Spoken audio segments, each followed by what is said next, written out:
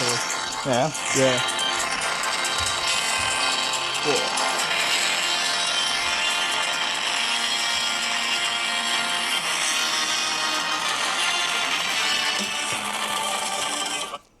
Welcome back to the Rubber Dinghy Report, the only report that keeps you afloat of the stories that matter. I got shower geckos. That is the first story of the day. All right. Well, they're good. Hold on. What? Have a taste. Oh, yeah, well, of course, they're amazing. They're Aussie heritage. Okay. Tastes like arcades. Taste profile, give it to me. Give me more. Is it just arcades or... Yeah, it tastes like What did you chuck at me, by the way? a pen. Oh. Tastes like arcades. Tastes like corner shops or... I mean, this is uniquely specific to me, but small tennis centres that have little places where they sell toasties, chips, and other various miscellaneous things, and they always have a box of lollies up the front. Good to hear the Prince of Tennis is back. But yeah, so that's what it tastes like, childhood. So good. So good. And you won't be able to convince me that all of these different colours aren't different flavours. Does it tell you what flavour it is on the packaging? Or is it just sugar? Yeah. Vaguely sweet. That's about it. Fair enough. But it's multicolours, therefore all of them have to be different flavours. It's like with sour straps too. Each of those bands is a different flavour and you cannot tell me otherwise. I won't debate you on that. They're not. But still, they are. Yep. The one that gets me is the rainbow ice cream. Just finding out what that actual flavour is. Yeah, I was so disappointed because I really liked that when I was a Just kid. caramel. Yeah. I think it's caramel anyway, but yeah. The other one is you also won't be able to tell me that Coke bottle lollies, that the brown bit doesn't taste different to the white bit. Because you got to bite the white bit off first and then have the, So obviously brown bit Coke. Yeah, white bit glass. Yeah, exactly. I do enjoy glass in the morning. So do I, Yeah. So yeah, glass is also a... One of your favourite activities to do to people. I was going to say it's what is it? It's another word for meth, so a good thing to do in the morning. I meant glassing. Oh yeah, that too. But this tastes wonderful. I've got one more. And for all of those who are out there concerned about his health, it is actually greens. Yeah, it's just eating straight lettuce, man. Yeah, it's veggies. Yeah. I don't eat veggies. I don't know. Veggies are for suckers. We had it right as 3-year-olds. I'm suckers. Anyway, You are. speaking of actually food, you may have seen a little bit of this story actually, because my wonderful fiance posted a little bit. Oh, that was so funny. God, you're gonna have to give me the rundown of this because all I saw was what she said, and that was hilarious. I'm just going to quickly pull up what she said. Let me just turn the audio down so we don't get copyrighted for any Instagram shit. Is it accurate to what she said? It's not far off. Did you basically... Yeah. Did you basically create napalm? I basically created a police state in our house. So, the story time she posted. Sam makes me pad krapow, a Thai dish. Yeah. And in brackets, I know right, wow. Yeah. For dinner. You aren't someone who's known to be able to cook despite your taste buds, not working. It's surprising what stuff I make for my lack of senses. Yeah. Okay. He made it for dinner, but because he has to follow the recipe exactly as it is, he gassed the house basically with a pepper spray concoction and nearly took us all out. In result, I did not eat it because my spice tolerance is not nearly as close as the recipe suggests. Lol. Wait, so, okay. Yeah. Let's break this down. Yeah. Was it just like, what did the recipe suggest? So pad krapow is basically ground beef, chili, and a bit of green beans. Yeah, wonderful. Yeah. Very nice. The recipe was a meal prep recipe I since learnt. Yes. And because of that, I didn't have as much beef as the recipe specified. Right. But I had enough of every other ingredient.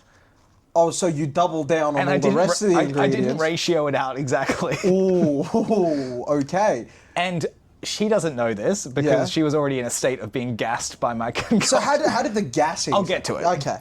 So not only did the recipe ask for 8 chilies, when Yeah. we're in the store, I just reached into the bucket of chilies and just grabbed a handful and was like, that'll do. How many was it? Probably closer to like 12 or 15. Yes. Well done, mate. And who am I to waste food? I mean, what is the world coming to Well, if I yeah, waste exactly. it? I actually am going to buy some chilies next week, and Sam's going to eat them on the podcast. Sure. Lock it in. Which is great because I don't drink milk like straight either. Yeah. Lock it in. That's Yep. next week's episode. He's going to eat chilies at the very start of the episode. And leave halfway through. We're running the whole thing. We're doing the whole podcast. So yeah, these were bird's eyes chili too, so relatively hot ones. Yeah, fairly, yeah. And initially, it was all fine. I mashed them all up with the garlic, the recipe said, and then I got to the step of sautéing them. Now, because of the amount of beef that I had, I couldn't use a regular fry pan. I had to use a bigger wok? receptacle. We didn't have a wok, but Okay. we had something similar enough to a wok. Don't tell me you use a saucepan. No, but it's like saucepan adjacent. It's like Okay. in between a saucepan and a wok. Okay. And it's not a non-stick fry pan that I'm used to. So I followed the recipe. I sprayed it with the oil. And then I started sautéing the chilies and the garlic. Maybe after a little bit of time, I started coughing. Thought nothing of it. Yeah, well, you wouldn't, you know? Yeah. And then I hear Viv on the couch, which is probably, I mean, you know the layout Yeah, I of the know, apartment. yeah, It's yeah. not that far away, but it is still further Couple away. meters away, yeah. Starts just absolutely dying of coughs. Really? Has to run into another room. And I'm like, okay, I better crack the door and then put the fucking beef in quickly. So I How did this happen, though? Because was it, like, burning or something? must have been. But it didn't look burnt. Right. I think there was a little burn on the bottom just because it was non-stick and it was hard to see. But I'm struggling just- to, because I've cooked spicy food before. Yeah. I've had spicy food. I don't probably imagine sauteed it a touch too long as well. But I can't imagine it like permeating that much and like to the point of coughing. Oh, You know it what filled I'm the saying? entire apartment. Genuinely. Yeah. I went into, like, because Viv retreated to the bedroom and had, like, Yeah. a shower immediately. Right. Because she just needed to clear out her lungs a bit. Yeah, right. And I walked in afterwards, like, oh shit, I'm still feel it over here. What did you do? I don't know exactly, but I somehow managed to create Was there any other ingredients in there? the two things that I were sauteing chili and garlic. chili and garlic. What was the oil you used? Just a bit of avocado oil. So for There those, was nothing, like there was no residue on the pan prior? it's completely clean. Yeah. So I gassed the place. And Because I know then, things can sometimes smell spicy. Mm. But not like gassing out an entire apartment. this was, yeah, like I handle spice well. Yeah. I was coughing like most of the time while cooking the meal, just from like Yeah. the sensation in the throat, and it was clearly enough to permeate through the rest of the apartment as Wow. well. That's pretty crazy. Yeah. Yeah. Now, I kept going with the meal because I'm not going to stop there. I made the meal. Mm-hmm. It was wonderful. Oh, so you had it? I had Was it. it yeah. hot? It was spicy, but like Yeah. I got through the entire bowl without needing to drink water or anything like that. Okay, so how does that gas out the apartment then? Well, let's go back to Viv's experience with the food. Yeah. She tried having it. Yeah. And I think maybe got 2 bites in and was like, okay, you need to make me something else. Wow. So What's her spice tolerance like? It's not high, Okay. but it's better. It's better than like it's. She's Asian. It's not as good as what Asians would expect. Okay, Yeah. so she's a disappointment to the family. Yeah. In spice regards, at least, yes. Right, okay. But yeah, Yeah. so I'm going to enjoy the rest of it because it was divine. I thoroughly enjoyed my time with it. Yeah. Yes, it was spicy. Yeah. But I enjoy spice. And so next time I've been instructed to use less chilies in the recipe. Instruct. Yeah, I would suggest so. Yeah, that's a good effort. It reminds me of a time my little sister, God bless her, wonderful soul. She, so it was the first time that her boyfriend's family came up from Sydney to come over to the house, one family meeting the other type deal. I'm going to say boyfriend. Oh, no, they'll still be boyfriend and girlfriend by the time this goes out, but they're getting engaged at the weekend. So that's Okay. on Sunday. So I've got to be at home doing a lot of prep this weekend, so I'm not going to get much work done. But, Such a shame. you know, I'm like 2/3 of the way through editing the next book, so that's, you know. Yep. we'll get to that later. Anyway, so they came over, and my sister, amazing cook, unbelievable cook, like really, really good. The only drawback is she cannot eat 90% of the things that she cooks. Also no spice tolerance? Allergies. Little bit of no spice tolerance. She's a little worse than me at spice, but not horrific. But allergies. She's allergic to everything under the sun. Yep. So usually she will make food for me to try and then judge whether it was good or not based off my, whether I like it or not. Because she loves cooking, loves it. Right? She does a lot of it, cooks everything from desserts to full meals to everything, right? But she's allergic to pretty much everything. Right? What's the main standout ones? Shellfish, some fruit, gluten's really bad. What else? There's she's allergic to every animal in terms of dogs, cats, everything like that. Okay. Yeah, but I'm not saying eating. No, but I'm saying in general just her allergies. Yeah, okay. She has a lot of allergies. Gotcha. Yeah, I'm trying to think. There's other food ones. There's random ones which you wouldn't even know. It'll be some type of seed and some type of nut and some type of this and something it's a lot of them. But anyway, so she cooked for everyone. It was just some Indian food. But it was wonderful food. Yeah. Really good. She misjudged the spice. Because her boyfriend told her, my family likes their food quite hot, right? They're Indian and whatnot. And my sister overestimated. It was really good food, but everyone was reaching for the water I felt so bad for her. She felt terrible. And we were like, no, this is wonderful food. But the grandma loved it. She thought it was perfect. Yeah. She was like, this is elite. So that saved her. But everyone else was like, sweating already, oh boy. Oh, that's good. Yeah, so she was very embarrassed. She, they're getting engaged at the weekend. She still owes me. First time we went over to their place, I went out for breakfast with Nathan that morning, my buddy Nathan. And then afterwards, I was like, I'll meet you guys back at the hotel. We'll go over to their family's place. It's the first time we went over there. Yeah. And then from there, we spent a few hours and then back to the airport. Now, when we got there, I really needed to take a shit because I just had breakfast. Yep. My sister nudged me and went, you can't go to the bathroom here.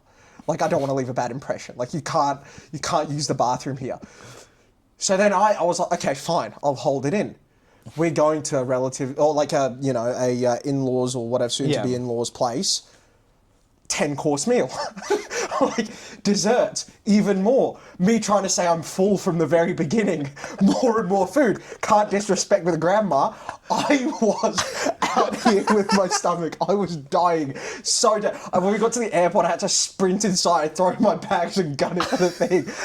And my sister's boyfriend, he's a real good bloke, but he's a bloke's bloke. Yeah. And then after he found out, he cracked the shits with my sister. He's like, you never stop a man from needing to take a shit. It is his right. That bathroom is his.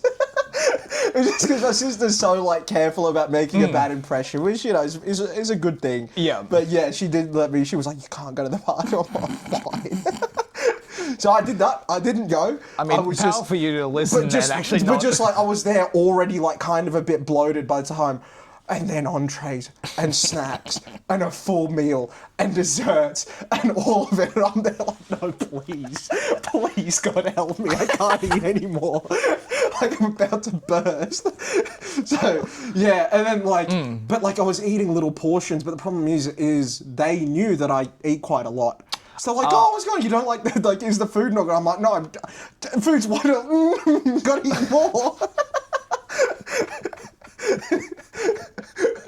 Oh, that's good. Yep, nice. So she owes me. But she's repaid me with the engagement this weekend. Because she knows I don't like socialising, nor talking to anyone, nor do I dance or anything like that. Notoriously, 3 massive things at events like these and weddings in the future. So the engagement is a big event like that too. So it's not as big. So obviously, Punjabi weddings 7 days long. The engagement is a single day, technically 2. The first day it's 50 friends, family, that sort of thing, at our house. And then there's a little couch at the front where they sit, little photos and that sort of thing, and dinners and catering and kind of that sort of thing. Okay. And then the following day will be a breakfast or lunch with just the immediate family, like me, my mum, dad, and sister. Yeah, okay. His siblings and mum and dad, right? Gotcha. Just our place. So it's all 2-day thing. But in doing that, when my sister's done, she's bought me like a retro camcorder because she's a bit nostalgic and stuff, and she's seen mum and dad's wedding video and whatnot. So she's given me the recording job and the parking valeting job, and I think taking care of the caterers and stuff like that, making so I have to do no socializing. It's epic. You're gonna have this retro camcorder in one hand and our camera. Vlog the entire thing. And then if that runs out, she's like, if it gets to the dancing, there's nothing else for you to do. You go and stand by our grandparents and play security over them. I was like, can I wear like a curly wire, that sort of thing? She's like, yeah, just go say you're looking after them. I'm like, you got it. I can do that, which is It's great. finally time for your favour back. You spend the rest of the night in the shitter. yeah. No, I've done that before. So there's like, during the weddings, right, there's a particular event called a juggle, right, which is basically, it's a night, you're like... Similar to a rainforest? Yes, absolutely. Yeah, so there's like this big ceremonial thing that people like put on their heads, have a bit of a dance while everyone else is dancing and stuff, then you kind of like pass it round, and like each of the core members of the family do like a little jig with it on there. There's all music going around and people are holding different instruments and that sort of stuff, and it's a little parade thing. You kind of march around the whatever venue it is, and kind of like a conga but more ethnic, you know what I'm saying? Like that kind of deal, right? Fair enough, yep. As soon as it got pulled out, straight to the shitter. My cousin's wedding. Spent the entire thing in the shitter. Music ended, I walked straight back out. I'm like, I will not be caught dead dancing. I don't do it. That's not what I do. I don't dance. I'm still yet to dance at a single event or function or wedding or anything. The amount of people that try to drag me, I'm like, oh, come on, it's time you're fun, it's have dancing. You know what? I'm sitting here. I think you've got to change your attitude. There's one move that you need to pull off. What's that one? Now, I'm imagining, I don't have an idea of what the hat thing you're talking about is. Yeah. But I imagine it's a bit cumbersome. Yeah, it's a giant, I think of it as as a shape. Imagine like a velvet and bejeweled wedding cake shaped thing. Okay. Yeah. Now, hear me out. Yeah. Good luck trying to do a worm with that. I've got to hold it the entire time. I think that's got to be your move. Yeah, oath. Well, I'm allergic to the dancing. I will not be partaking in any of it. So yeah, I mean, you could go to one of your classic moves. You could just go throw it back and such like that, you know? Oh, yeah. Well, I'll invite you. You can hit the pole, you know what I'm saying? Of course, yeah. Yeah, first with your car and then in a dance sense. Done both. Yeah. You know? But yeah, I'm in charge of valeting at the start. So I just take every car, park it up. I've already told both my sister and her boyfriend that if there's anything over 6 cylinders, it's getting hooned first. Yeah. I'm taking it for a test drive and then it'll be parked sorry, up. I got to park over here. Nobody better rock up in anything nice, otherwise it's getting slaughtered. Yeah. It's my job, it's what I do. Yeah, you know. No, I'm just going to take it out back, steal a catalytic converter and put it back. All the cars are going to start back up loud as anything. Meanwhile, I'm recycling the platinum out of them. Yeah. Business. You do what you got to do. Yeah. But yeah, it's going to be a busy weekend. I've got to go Friday, help my dad lay out some synthetic grass. Then Saturday, I'm in charge of... Huh? What's wrong with the real grass? Nothing. So you know where the tennis court is? Yeah. At mine? So that itself is going to be a... Prince of tennis. That itself is going to be like a tent set up over the whole thing. Okay, yeah. Like an enclosed space, air cons and all that sort of thing. But to walk up and around there, it's a lot of mulch around there now. okay. We're just laying some synthetic grass over the top just to make it look a Gotcha. little cleaner. Because the mulch has kind of dried out a bit and kind of been a bit dirt and patchy sort of thing. So we're just kind of like covering it up. Yeah, okay. I have found it very funny because like we're obviously putting that tent on there, but there's still like the black wire fence around the whole thing. And you know what I said it reminds me of? They don't really, well, they get the reference, but I find it funny is, you know, Thor 1, the place where the hammer is, and Thor goes to try break in and get it without his powers. Oh, yeah. You know, it's like a white tent deal with like black fencing all around it. I'm not going to be able to see anything else because it's got the floodlights as well. Yeah. So I'm like, Get me up on the crane, boys. You said I'm going to be providing security for the grandparents? Oh, yeah. Get me up high. Well, I've got a bow, so I can use that. You know? Yeah. It's Perfect. yeah. So I'm gonna be doing that Friday. Then Saturday, I'm blowing up the balloons. and tying them to trees, which, you know, and putting up fairy lights. That's a pretty epic job. Nice. I don't know what else my sister's given me on the itinerary. Probably a lot of non-social stuff, which is really epic. Then Sunday rolls around. Yeah, I'm doing the retro recording and all that sort of thing. Yep. You better bet there's gonna be 10 minutes in the middle of me just pointing the camera at myself but pretending I've done it accidentally. So just there like, hey, go do that. Yeah. Go on, smile. This, that, the other is pointing at me the whole time. Everyone's behind you and you're seeing them in the background of the shot. Yeah. Which is even funnier because it's not like a reversible camera. I will have to hold it the wrong way to do that.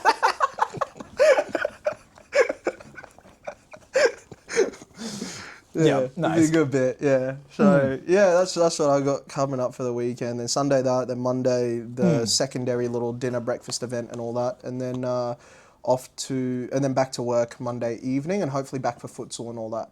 Which would be good. I want to still get a game in. That'd be nice. But I'll have eaten probably a bunch over the weekend. A lot of food, a lot of sweets. It's alright, you don't run anyway. Fuck off. But a lot of food, a lot of sweets, but not a lot of work, which is annoying. I'm going to try finish off Black Hand, the editing or like the refining. Monday game might not even be on, actually. Why not? Public holiday. No, it's still on. It's still on? They always have. They don't take. There's a public chance, holidays. though, the team pulls out and such. So. Oh, there's a chance of that, but probably not. But yeah, so I'll try finish Black Hand before then. Probably get a bunch done tonight. Yeah. Tomorrow if I can, and then so we'll see how we go. But as of right now, I think I'm at chapter 20. Yeah. I believe of going through it. I went with your idea of pulling up song titles as chapter names. Oh, you did? Okay. It's pretty good. I like it. I like it Sweet. a lot. It's meant I've added 1 or 2 more songs into the playlist because like sometimes a particular chapter I wouldn't have had a song in mind or none of them really fit, so I just would have had to add another one. Because when I came up with that playlist, it wasn't a specific chapter by chapter breakdown. It was a few key scenes. It was a general vibe and just a playlist that had a nice ebb and flow to it that I could listen to while I wrote. So just for a bit of context, was it earlier in the week or was it last week? That what? That you sent me the message. Earlier this week. Yeah, so earlier this week, you were sending me the message that you were editing it and that you'd revisited the Black Hand playlist. Yeah. Which we did a whole podcast about a while ago. like Check out one of the 8 months drive ago. ones. Enjoy. Yeah. Which is available on Spotify, Yeah. Godsend Saga. Yes. Because we do have an account of just playlists, Yeah. including Gladiator themes. Yeah, Gladiator themes and then one for the Western novel. More to come probably in the future. Yeah, depending on if we have any other thematic sort of novels, I suppose. Or just like, these are what I listen to while writing, sucked in, guys. Yeah. Well, that can change and swing and that sort of stuff. I mean, you could always live update and remove shit. Yeah, could do. But anyway, but that's available. So that was a playlist you used of thematic music that helped you write and such like that when you were writing Black Hand, and now you've put it back on while editing it. Yeah, a little bit, yeah. Which meant you modified it a bit. Yes. And then you sent me a message about that, and I was like, oh, we always pick like chapter names. Why not for this standalone? Yeah. Pick the song titles that fit with the chapter, and those are our chapter names. Yeah, more or less, which has been fun. Chapter 9 has a great one. It's The Man Comes Around by Johnny Cash. Okay. And yeah, when you get around to doing your edits and stuff, you'll see it's an amazing fit. It's really, really good. Especially like the opening sort of, there's like a talking bit at the start of the song where I think Johnny Cash is reciting a Bible verse, I believe. And and that, like, it's specifically that part of the song where I'm like, that is ridiculously fitting. Like, I'll explain it to you after the podcast, but yeah, it's really good. Okay. Yeah. But yeah, it's been good working on it, delving back into that Western world that I've created. My description is like 10 times up compared to everything else, to the point where I think you go I go through your edits. I find you might be chopping things down a little more than fleshing things out, because I really I think there was an entire chapter where I was like mostly description. It was like a lot of scene setting, a lot of like poetic and thematic stuff and whatnot, like a lot of it. So interesting. Yeah, it definitely reads very differently. It's an interesting one. Yeah. I think it's going to be a very good book when it comes out. It has a very different feel to Revolt, for sure. Yeah. Less action heavy, a little slower paced at times. Yeah. A little bit more meandering, a little bit more like. I don't know. It feels like the way it reads is sort of like a long journey across the plains, sort of thing. There's a lot of action in there, especially the second half is where it really jumps. Yeah. But yeah, I really like it. I think it's a good book, and that one will be coming in June, I believe. Something like that. Yeah, April, May. Yeah, should be. Because March, because it's releasing start of March for part 3. Yeah. And then, Maybe the end, depending on how we go. And you Start never of know. March. Start of March. You never know. No, start of March. You never know. Samuel, you are not taking 5 more holidays.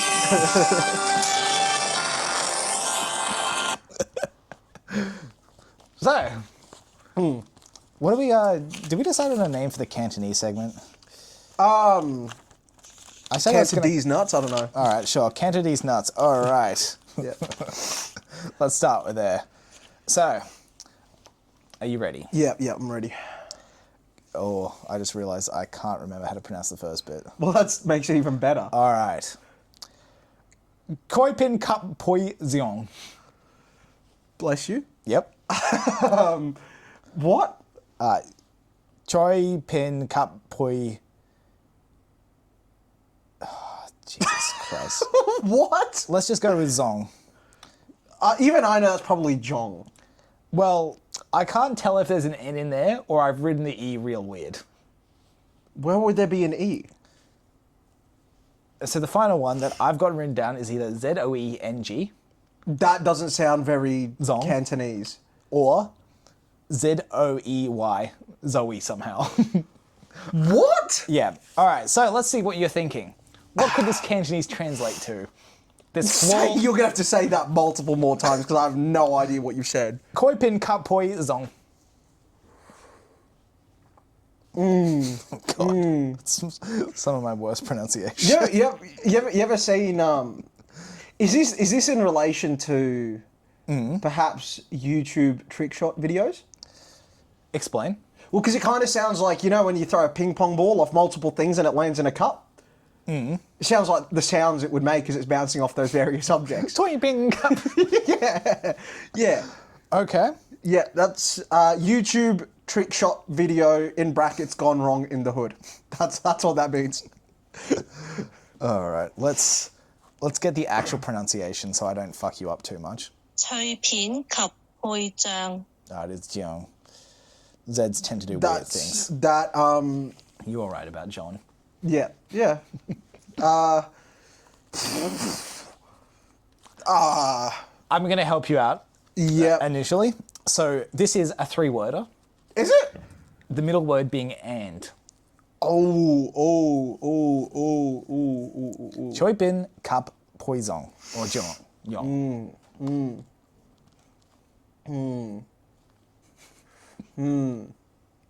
That's interesting. Mm-hmm.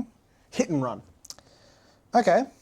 Because it kind of sounds like a body hitting a car and then bouncing along the road. You're 2 letters off the first one, but the third letters, as in the number of letters, I should say, sorry. Oh, yeah. And the third word does have the same number of letters as run.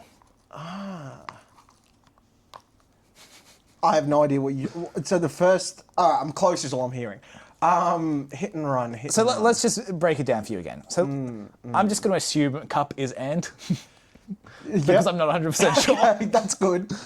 So, Poi Yong is the final one. That sounds like Pong Yo, which is Mandarin for friend, so friend. Okay. Mm-hmm. It's close enough. Mm-hmm. And then, it's not. Choi Pin. What? Choi Pin? Yep. What does... you're mispronouncing Chopin, as in the pianist. That's a pianist? Yeah, Chopin. I'm not familiar. Chopin. I believe you, but I just... Yeah, he's a French unfamiliar. pianist. Okay. Oh, he's very good. Yeah. French. Well, was way back in the day. Chopin. Yeah, so something to do with classical music and hit and runs. I'm a little lost. Let's- it's like the slapstick bit where a grand piano falls on a guy. Piano and hit. Yeah. Okay, let's go closer on Choi Pon. Yep. Now let's think of foods. Bok choy? Let's make it 5 letters. And I don't mean to make bok choy 5 letters. I make the food 5 letters. 5-letter food. That kind of sounds like Choi Pon. Wheel. That kind of sounds like Choi Pon. Choi pon. What does? What food sounds like chocolate? 5 letters. Yeah. Choco. Choco. Yeah. Choco. I'll give it to you. I am lost by this one. Choi Pon, I was thinking chips. That doesn't sound like choi. If you've absolutely bastardized it, yes. It just has a That's the only And an I and a P. chips. Yep. Fish and chips. It's chips and something. And now, Chips and gravy. I guess that's kind of a type of what this is. Chips and sauce. Getting closer. Chips and Think thicker sauce. Yes. Chips and dip. Choi bin ka poison. There you go. that says chips and dip. Yeah, it says chips and dip. I don't know why I had to learn chips and dip, but apparently... Why did you? You don't even have dip with your chips. No. You notoriously have plain chips. Yeah.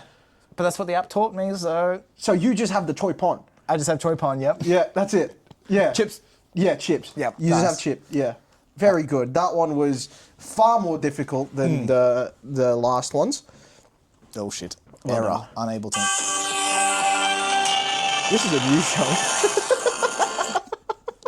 This was a what? This is a new show. That's what this We'll is. start it again. No, I'm saying this Welcome back to the Rubber Dinghy I'm Report. saying this is a new show. Like this is currently, that's what we're doing. We are doing news. This is news. Yep. Choi Pon, news. Yep. Yeah. I mean, it's obviously the education portion of the news, where they teach you different languages, as alls do. Yes. Yeah, absolutely. Now, do you have anything else, or do you want me to go into another segment? Go for it, mate. Go to another segment? Yeah, you see everything you got. Alrighty. Idiots with an idiom. Oh, one of these ones again. Interesting. So, I was thinking this week, and you know what? I felt inspired by you. Yeah. So, you know, every so often you are correct. Yep. And I quite often say Once in a blue moon. once in a blue moon. Okay. So we're Okay. going into once in a blue moon. Right. Now, so the idiom means obviously Every not now and then. often Yeah. or rarely or Yeah. seldomly. Yeah. For example, Tok is right once in a blue moon, or Tok has a good idea once in a blue moon. Right, cheers. So, very shockingly, where do you think the idiom could come from? England? As in like the origin of it, not so much the location. I don't know. Any ideas? Astrology. I mean, I guess vaguely. So, Explorers. the idiom's quite literal. Yeah. It does require knowledge of how the modern calendar works Oh. and how lunar and solar cycles affect them. Okay. So, the lunar cycle, Yeah. the average time between new moons and full moons Yeah. is 29 days, Yeah. 11 hours, and Yeah. 44 minutes. Right. And probably a couple seconds, but Yeah, it probably. didn't tell me on the side I was Okay. writing this all down. Okay. So, assume some seconds. Yes. Do you want to pick a number? 32. 32 seconds. Yeah. Milliseconds? 14. Okay.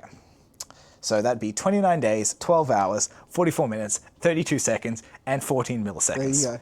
All right. This is fucking useless. So if you multiply that time, Yeah. ignoring all the seconds and Yeah. milliseconds because I can't be asked, Yeah. by 12 months, Yep. you get 34 days, 8 Yeah. hours, and 8 minutes. Right. So where the lunar calendar is a 354-day year, Yeah. our calendar, 356, 365, you fucking idiot. Yeah. My bad, misspoke. Yeah. Which is based around the sun. Yeah. So every 3 years or so, Yeah. there is about a month of unaccounted lunar time. Right. So, usually in a month we'll have You'll have 3 moons, Yes. like going full and whatnot. Yes. So there is seldomly Yeah. a month with a 4th moon. Right. Okay. Yeah. Yeah. But every now and then it happens. Yes. Okay, So that yeah. happens 7 out of 19 years. Okay. Yep. And for whatever reason, the 4th one isn't called a blue moon. The 3rd one is called a blue moon. And I will get to that. Okay. Now, where the exact name blue moon came from is Yeah. debated, But I'll be honest, I thought the origins were something like it's an actual... You know how sometimes they'll be talking about certain phenomena and they just overblow it? Like the moon might have a very slight blue tinge. Like a very slight one every 40 years or something. And they'll be like, that is the blue moon. I figured it was something like that. get ready to be disappointed as to the name. Okay. So, why the third moon, you might be asking? Yeah. That has to do with Maine, the US state. So Maine farmers, and specifically the Farmer's Almanac, which is an American periodical that has been in publication since 1818, providing long-range weather predictions for both the USA and Canada. Okay. And also providing calendars and articles on topics such as full moon dates, folklore, natural remedies, and the best day to do various outdoor activities. The almanac boasts an 80% accuracy rate, although scientific analysis has said it's more like 50%. No, I trust the almanac. Okay. Science has been wrong too many times. I trust book. Okay. Yep. And you should trust book too. Yeah, trust Buy these it now books. on Yeah, buy these. godsendsaga.com. Buy both of these. Yeah, absolutely. Okay, so back to the moon. Yeah. The Farmer's Almanac of the late 19th century called the moons early, mid, and late. Okay. And that moon, that system has been kept. Yep. But when there's a fourth moon of the month, they need to come up with a new name. And they said blue. Obviously, late has to be the last one. So Yes. they picked the third one because of that. Okay, And I couldn't work out as to why they called it blue. Why didn't they just go early, mid, bit later than mid, and then late? Second mid. Yeah. Midder. Yeah. Mid plus one. Yeah. I couldn't find a specific reason why it was blue. Yeah. But yeah, in recent times, the second moon is actually the one being referred to as blue now. So they've changed it. Yeah. That ain't in the book. Okay. Yeah. We'll get back to the book. Okay. But question for you, Yeah. because you're such a weather predictor. Yeah. I'm good at that. You're an astrologist at heart, a meteorologist in soul. Yeah. When do you think the next blue moon will be?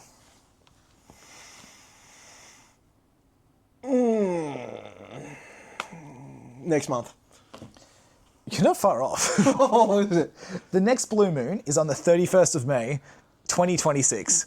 There you go. Next month. So, I'm not going to release this until. it's going to be held in April. limbo. Yeah, this is. We're talking about very specific events of this shipping engaged and stuff like that. This is coming out now in April. Yeah. Yep, sure. So I can be correct on that epic prediction.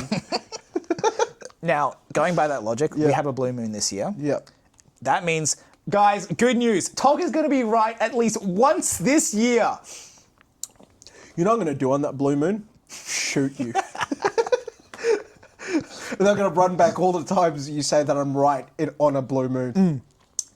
And then I'm going to be able to justify that on court. You're just going to make every Your change. Honour, I was right.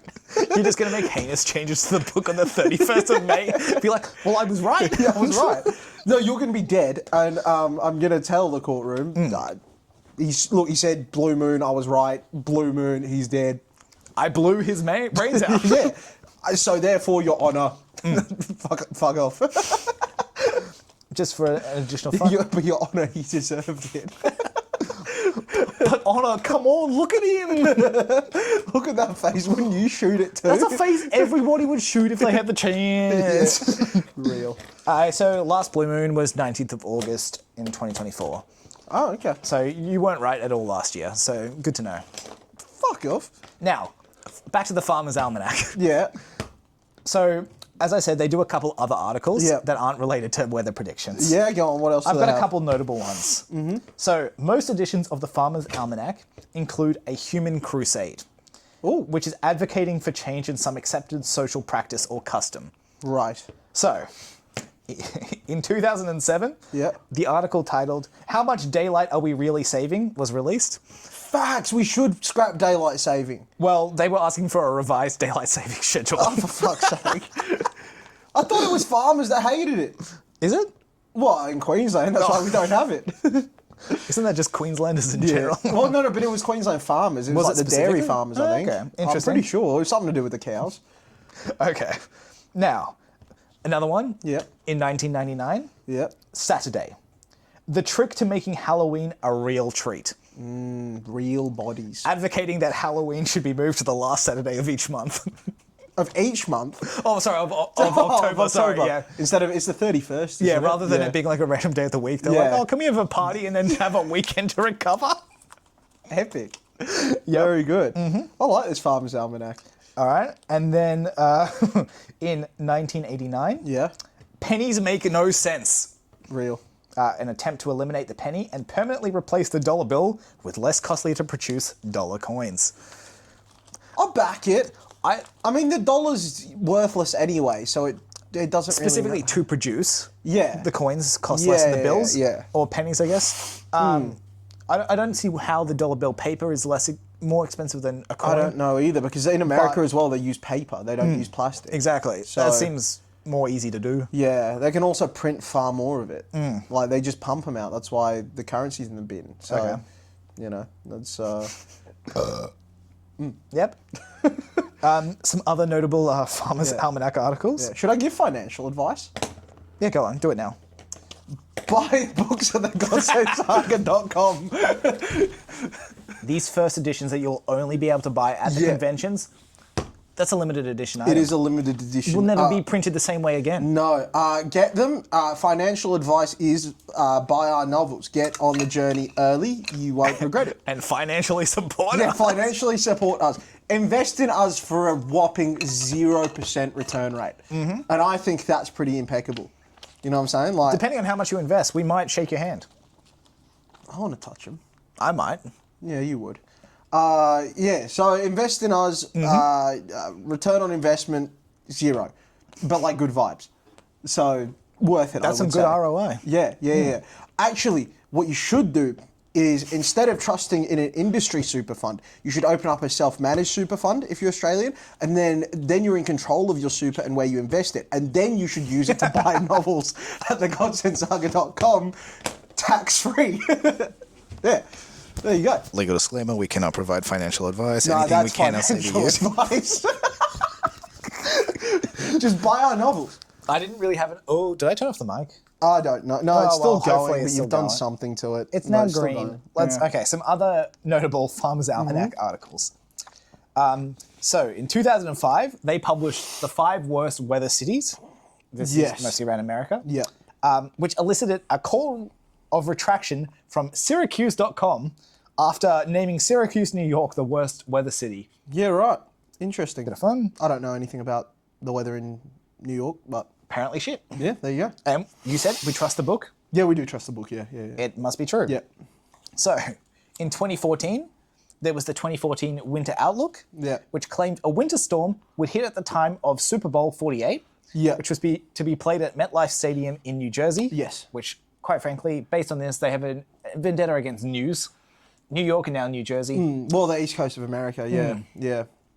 So, no such storm materialized, and the weather was actually warmer than the average at the wonderful. event. They smashed it. However, there was a major winter storm that struck the area the following day. The following day. That's not a bad. How far out did they predict that? I don't know. Oh, for fuck's sake. Assumably within the year.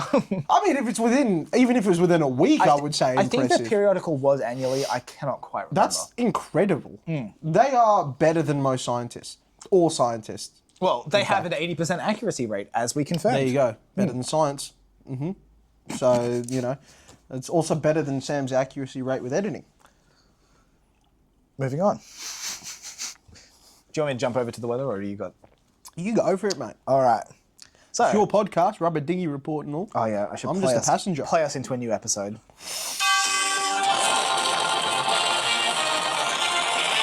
Bam. Yeah. All right. So this weather report, I decided just to Google what animals have the biggest eyes. Blue whale. Well, I found an article from the International Fund for Animal Welfare. This is what he does in his spare time, by the way. Like, this is what he gets up to. While I work, Sam has the time to Google what animal has the biggest eyes. And tell me, are you not interested? No, but go on. Well, good thing you're only right once in a blue moon, and that's not today. So, I found an article. Bits I'm going to pull on the 31st of May. I'm locking myself in somewhere that you can't get me. So, I found an article from the International Fund for Animal Welfare, and quite frankly, I think that's unfair. Yep.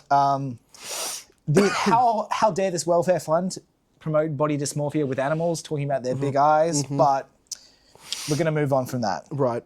So, Blue whale has the biggest. starting with the biggest in size. Blue You're whale. guessing the blue whale. Actually, no, giant squid. No, blue whale. I don't. Colossal squid. It's either a squid or a whale. One of those two. I need you to pick one.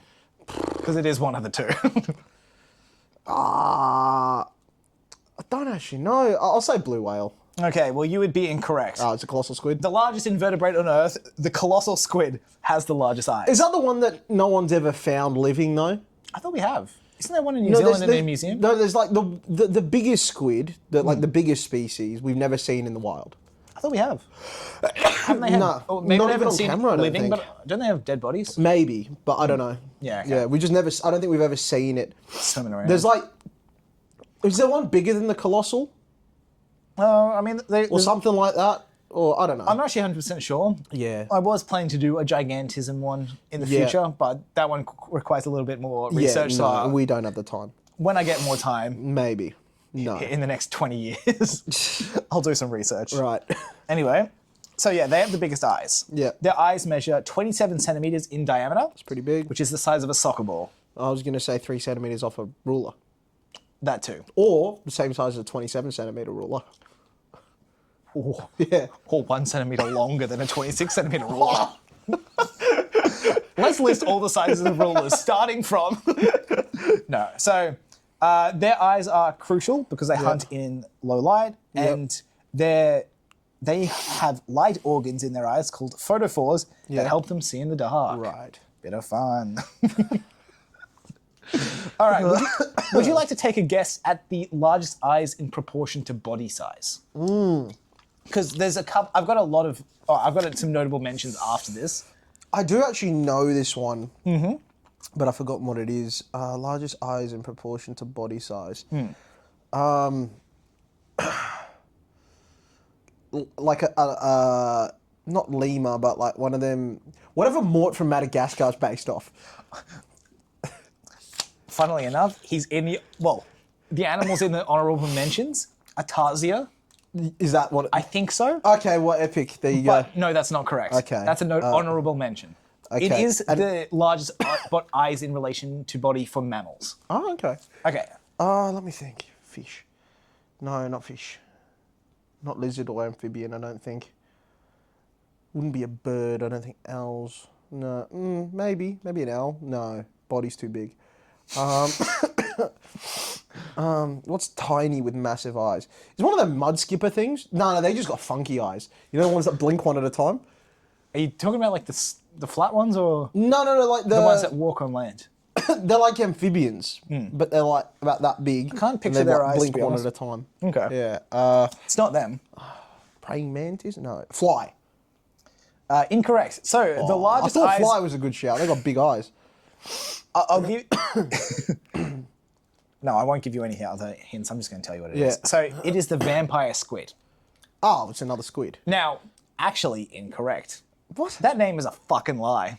not Not a only are vampire. they not a vampire, they are not a squid. Oh, what are they? Cuttlefish or something? The reason they've got vampire is not only do they not suck blood, Yeah. they don't consume living things, I don't think. They are called vampires because their body is shaped like a cloaked figure. Okay. Yep. Yep. And it is not a squid. It's a different kind of mollusk, and it's the only one of its mollusk type. Oh. Because squids are a different type Yeah. of mollusk. Yeah, So, right. Does their taste as good? Because I like squid. I don't know. They look pretty hectic. They have like a bunch of spines on the But underneath of how their do cloak they and stuff. taste? Okay, guys, we're going on a quick fishing trip. They're deep sea. So, I'm 50-50 on mollusks. Some taste good, some don't. Okay. Octopus, are they mollusk? yeah. Yeah, they taste amazing. So do squid. Squid tastes great. Yeah. Yeah. Can you think of any other kinds that you don't like? Oysters, are they? I think they are a mollusk. You're correct. Yeah, I don't like them. I don't like them raw, but they're good. If I you like haven't- scallops. Scallops. Those are good. Yeah. Moving on from the foods that we like. Yeah. So their eyes are 2.5 centimeters, Right. compared to a 15 centimeter body, which is a ratio of 1 to 6. Okay. That's, yeah, okay. For my ratio fans, I actually wrote down. You are a loser. Yeah. So, some notable mentions. Yeah. Now, quite ashamed that this isn't the biggest eyed one. Big eye thresher shark. That should be the... So this holds the record for the largest eyes of any living fish species, Okay. of around 10 centimeters in diameter, which is its large pretty big. orange/grapefruit size. Yeah, that's pretty big. They provide, these eyes provide advanced vision in low light. Yeah. And fun fact about the thresher sharks, their tails provide a function like whips.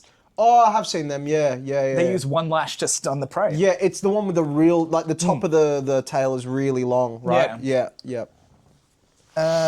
So some other ones, the red-eyed tree frog. Oh, yeah. The largest Frogs. eyes of living amphibians. Yeah. Now, for whatever reason, despite the original website I used for all this research, Yeah. having all of the other sizes of eyes and such and Yeah. bodies, Didn't have it for the... had nothing. Okay. Did some more Googling, Yeah. couldn't find nothing. Huh. So, for as much as we know, they could be the biggest eyes of They're any living 25 creature. centimeters. Just Yeah. short of the squid. Mm-hmm. Yeah. Could be bigger. Could be bigger. Yeah. Frog eye facts. Frog eye... Where are we? Frogs living in What are we caves tend doing? to have smaller eyes than frogs living in Right. forests. There you go. Look at what this has turned into. Bit of fun for you. The difference in eyes of different frogs depending where they live. That's one for my frog fans. This is where we're at with this podcast. What the fuck? Now, you were speaking about birds earlier. Yeah. Ostriches have the Yeah. largest eyes of any bird Yeah, okay. and any land animal. Really? Yep. Their eyes are 5 centimeters in diameter, which is about a pool ball. Each eye is larger than their brain and can see about 3.5 kilometers away. Whoa, that's pretty far. Now, I did try to search this for humans. Yeah. For whatever reason, it said infinite depending on the circumstances. So, Whoa, there's some dude with just a massive eye. well, if you're in the ideal circumstances, you can see forever according to the Oh, website I searched. So, epic. there's a bit of... Well, we can see That's the a bit of sun. fun we for can you. see- we can see the sun, and that's pretty far away apparently. So, yeah, I suppose so. I guess ostriches can't see the sun. That's kind of Yeah, sad. then no other creature can see the sun or the moon. I don't know how they determine like the far away, Don't know. It surely How do depends on you the even size of the measure that? object. but like how do you go? Oh, ostriches can see 3.5 kilometers away. Because I probably couldn't see a pen from like 100 meters away, but I could probably see the Eiffel Tower. Yeah, So it's a strange metric. I didn't Yeah. question too much about it, but that's what I got. interesting. All right, now going back to your honourable mention, Yep. the tarsier, which is a small primate native to Southeast Asia. Yeah. Probably not mullet, but it could be. Probably is. They have the largest eye-to-body ratio of any mammal. Yep. Their bodies are about 9 to 16 centimeters, Yep. excluding tail. Yep. Which flawed metric. Yes. Include the tail, I've Yeah. always said. And their eye. That's what you say at all the conventions too. Make sure every costume has its tail. How much is it, including tail? Their eyes are about 1.5 centimeters in diameter. Yep. So the same ratio in humans would require our eyes to be the size of apples. Well, that's pretty big. Some other tarsier facts, because I was interested. Yeah, clearly. Their heads can rotate 180 degrees. That's pretty cool. Yours They- also does that, doesn't it? It does. Yeah, nice. Well, it's 179. Mine does. Mine does 180. Okay. Look, Flawed metric. it's that 180. A bit less than that. Anyway, Yeah. they are the only completely carnivorous primate, which is funny. Primate. Primate? Primate would be the Pokemon. Did I say ape? Yeah, you said Oh, primate. Primate. Yeah. That's what I meant. Sorry. Yeah. Pokemon brains. Ugh. Yeah, interesting that they're the only carnivorous ones because they're small fuckers. They're like Yeah, they are. 15 centimeters. What do they eat on? Bugs and that probably? Probably, yeah. Yeah. Pathetic diet. Eat steak. I mean, cows was a second option. Yeah, Bugs yeah. first, then cows, yeah. They also have highly developed night vision. So Yeah, I'd say so. that checks out with Mort being an Yeah. absolute freak. Yeah, he's a freak. So, swordfish. Yeah. They're not far behind in biggest eyes for fish. Yeah. Their Yeah, eye- they got pretty big eyes. Yeah. Their eyes are around 9 to 10 centimeters in diameter, and their eyes have evolved to stay warm. They have certain cells in their muscles that can produce heat without needing to shiver. Yeah, right. Bit of fun. Interesting. Chameleon eyes are some of the largest in all Yeah, vertebrates. they got pretty big eyes. Yeah, yeah. The veiled chameleon's eyes specifically are Yeah. 18 millimeters compared to a body of 150 millimeters. Okay, yeah. Their eyes can move independently in different directions without moving their head. Yeah, pretty freaky. Now, we were talking big about 180 degrees. Yeah. They have a 342 degree field of vision. Yeah, that's pretty crazy. And they have a third eye. Huh? On the top of their head, covered in scales that can only detect blue or violet light. Really? Yeah. Oh, I never knew that. Does it actually look like, what is it? Is it just like a sensory thing? It's not an actual eye? Well, they're seeing wavelengths of light, so it must be classified as an eye. yeah, but like, does it like move around or something? But that's also saying the same thing as like cameras having eyes. So Yeah, I suppose so. Huh, interesting. I'm sure there's a reason why it's classified as an eye, but that's the information. Does that I've cover got the for you. blind spot? Well, it depends what color it is.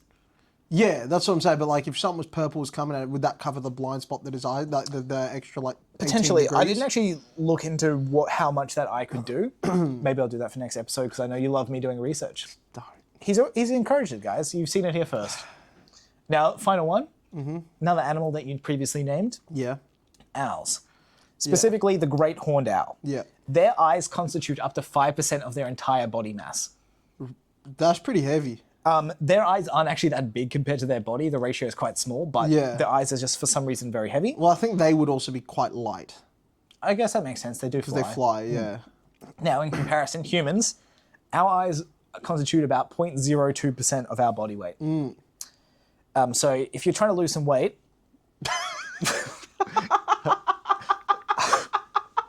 I know a way to lose 0.02% of your body weight. So if you're trying to lose weight, pluck them out. Give it a gouge. Why not? Yeah. So, also with the owls, their eyes are tube-shaped. They can't Really? move their eyes. They have to turn their head. Yeah, they have to. Oh, so if you plucked out an owl's eyes, it'd be like a cylinder. Tube, yeah. Well, a tube would indicate it's hollow on the inside. Well, cylinders, tube, same Well, difference. yeah, there's a difference there. You know what? I should have looked into it, and maybe I will look into it for the next episode. Don't. Please don't. So those are my fun eye facts I have for you. And to finish off with the best fun eye fact, of the two of us, I have better vision, and we've determined this with testing. No, you don't. So that was a complete waste of time. and I'm sorry. Speaking if of you wasting tuned in for time- entertainment, that's... Whoops. So now the podcast has started officially. That's already Yeah, been it's in already drive. in drive. I left it running from last week. We've been idling. We're going to run out of fuel soon. Yeah, Check the hopefully time. you do. Yeah, so if you came for a level of entertainment, sorry. And you got it. You're welcome. Like, this is the level of autism that I have to deal with on a weekly basis. And I don't mean autism like, oh, funny, he's quirky. I mean, like, actual unbridled autism. Like, there's nothing quirky or fun about it. Just fucking boring. I was very excited to learn about eyes, and I hope you two are excited, listeners/viewers. If you are, get help. I mean, if you are, you've come to the right place. I wish it wasn't the right place. I wish this was a place of many other things.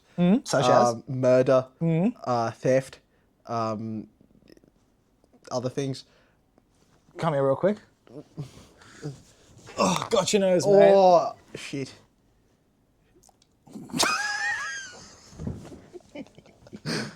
This is the stupidest show on YouTube. Remember I said we were aiming for podium finish of worst podcasts? I think this week we've hit it. I think we might have actually hit a podium finish of worst ever podcast. Do we want to finish it off with you doing the worm? No. I don't even know how we're going for time. We'll just keep it going for a little bit. Project side of things, how's this going? Let's jump to that. Well, I'll jump in with a little anecdote in relation to that. I briefly told you this one. Yeah. So, I had to go over to my grandma's to look after her cats for a little bit while she's out of her place. Yeah. And I had to go get a key from one of the neighbours. Okay. And as she sent me the message, I wasn't going like home or anything. I was going straight from work. Right. She's like, "Oh, can you grab one of your books to give to the neighbour?" I was like, "What?" And she was like, "Oh, I gave him book 2, but I give book 1 to someone else, so I need another book 1." So she's just been flogging the book around the neighbourhood. Epic. Yep. That's very good. So what a who needs woman. advertising when you have a grandmother? Oh, honestly. Unfortunately, mine doesn't speak English, so she can't really do much. She can't read and write. Well, that's fine. You don't have to read and write to give someone a book. That is true. Do you speak English? She doesn't. She can ask that, But she can't ask that. but not in English. Ask in a different Well, I think language. that'd get lost in translation in Okay, Australia. you know what you need to do? What? You need to create a soundboard for her. She's not going to know what any of it means. Just tell her to press this button and give a book. Good idea. She's also wheelchair bound. That she doesn't get out often. Put a button on the wheelchair. This is easy. Yeah, that's a good point. Put it next to the Stephen eject Hawking button so she might get confused. Oh, yeah, that'd be... poor grandma. Yeah, that's pretty epic from your grandma. Yeah. That's good stuff. I wonder how many people have read it. At least one. That's pretty good. It's And- better than none. The other one will read it because I'm going to steal a book. Who was it that you gave it to? What sort of demographic are we talking? Like late teens Okay. or teens something. Interesting. It was Interesting. Guess teens or we'll young adult. Yeah. Guess we'll have to see how we go with that. So I'll be taking a book here and just giving it. Yeah, fair enough. We've got plenty not? of book Yeah. on here. We'll need to order book 2 and 3. We'll do it at the same time we order book 3 when the time comes. Yeah, we'll have plenty of time after. Oh, that. yeah. I mean, the convention's not till April. yeah. So, yeah, plenty of time in there. It's going to be a big one. Melbourne first, Melbourne super. Both Melbourne ones are the Melbourne first first, two. Melbourne second. Yeah, and then... You need to start reaching out to your Wait, contacts. wait. Then it's Sydney, Sydney, Brisbane, Brisbane. Yeah. Huh. Interesting. Which is probably not ideal for pitching sales to people who have already come to the previous one, but Yeah. there'll be some that don't overlap, which is what we're Well, there for, I hopefully... guess. Well, the next one will be July. Yeah, but So we'll have Black Hand.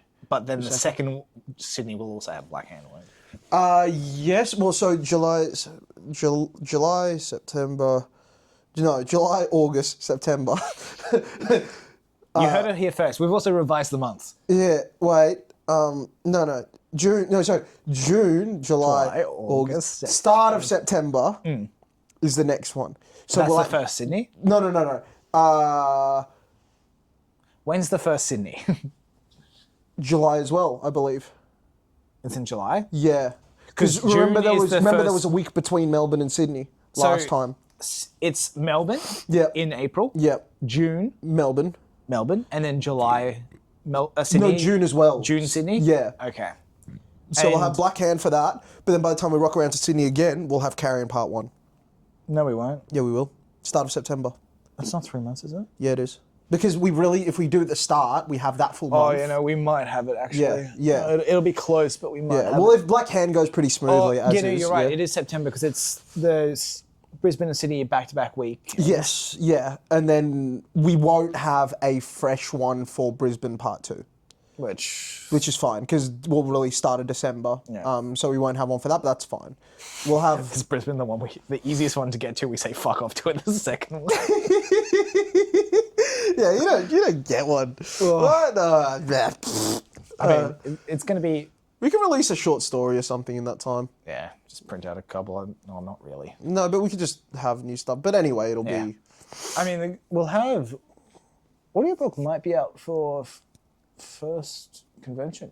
Potentially, if not second, it should be.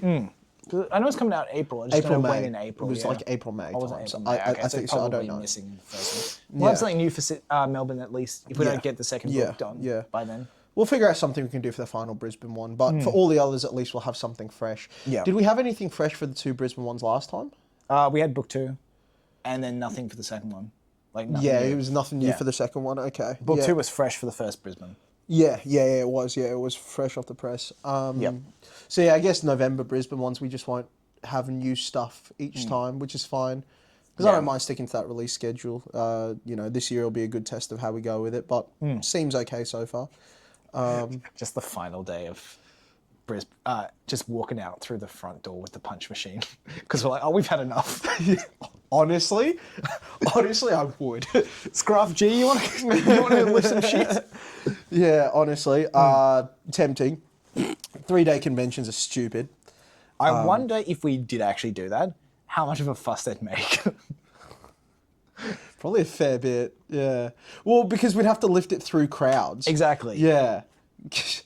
Do you guys want to help? Yeah, can you help? Just give us a hand, just take this to the van. You know? Oh, Seki's trying to kick us out. We'll come out. We're going anyway. Do you want to grab a hold? Yeah.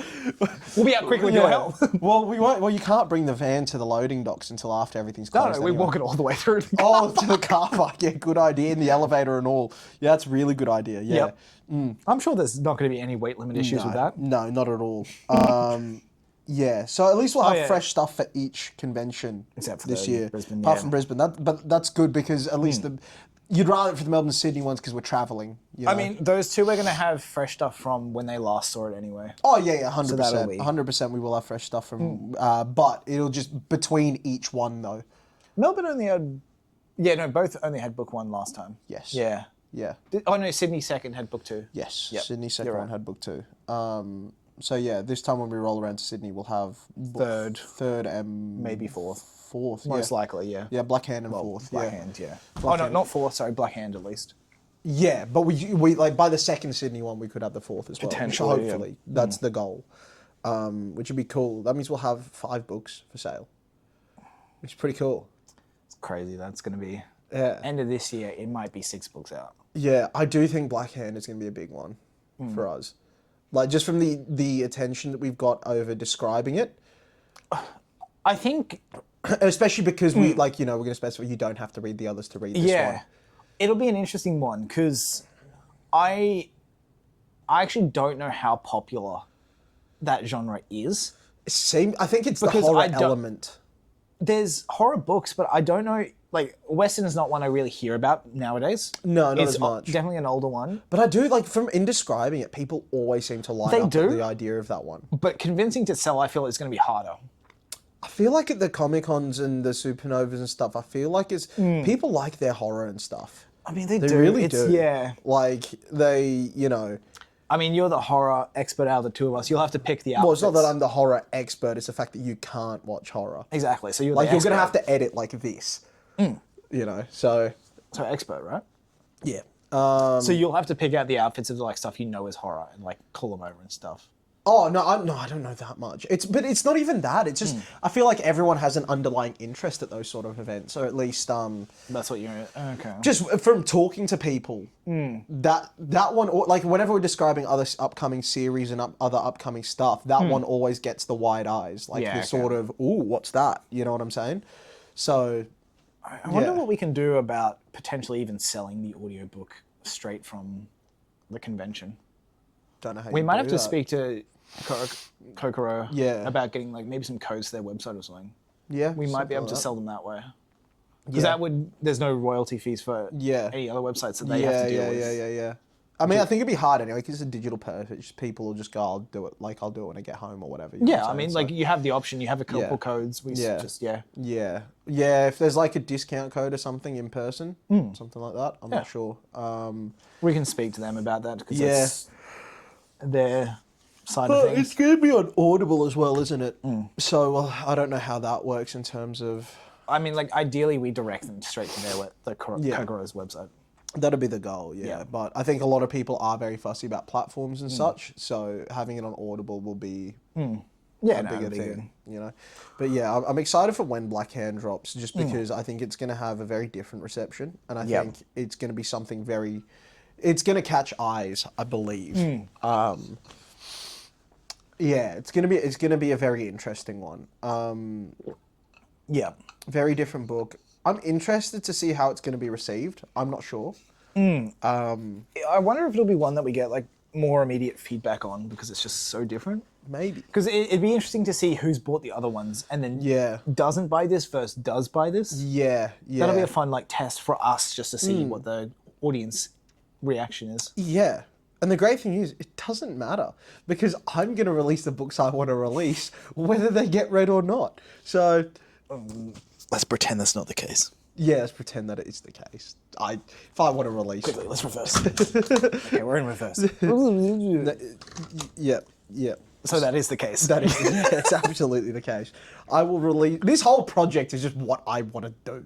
Like, it's not. The audience has not once been taken into consideration in terms of.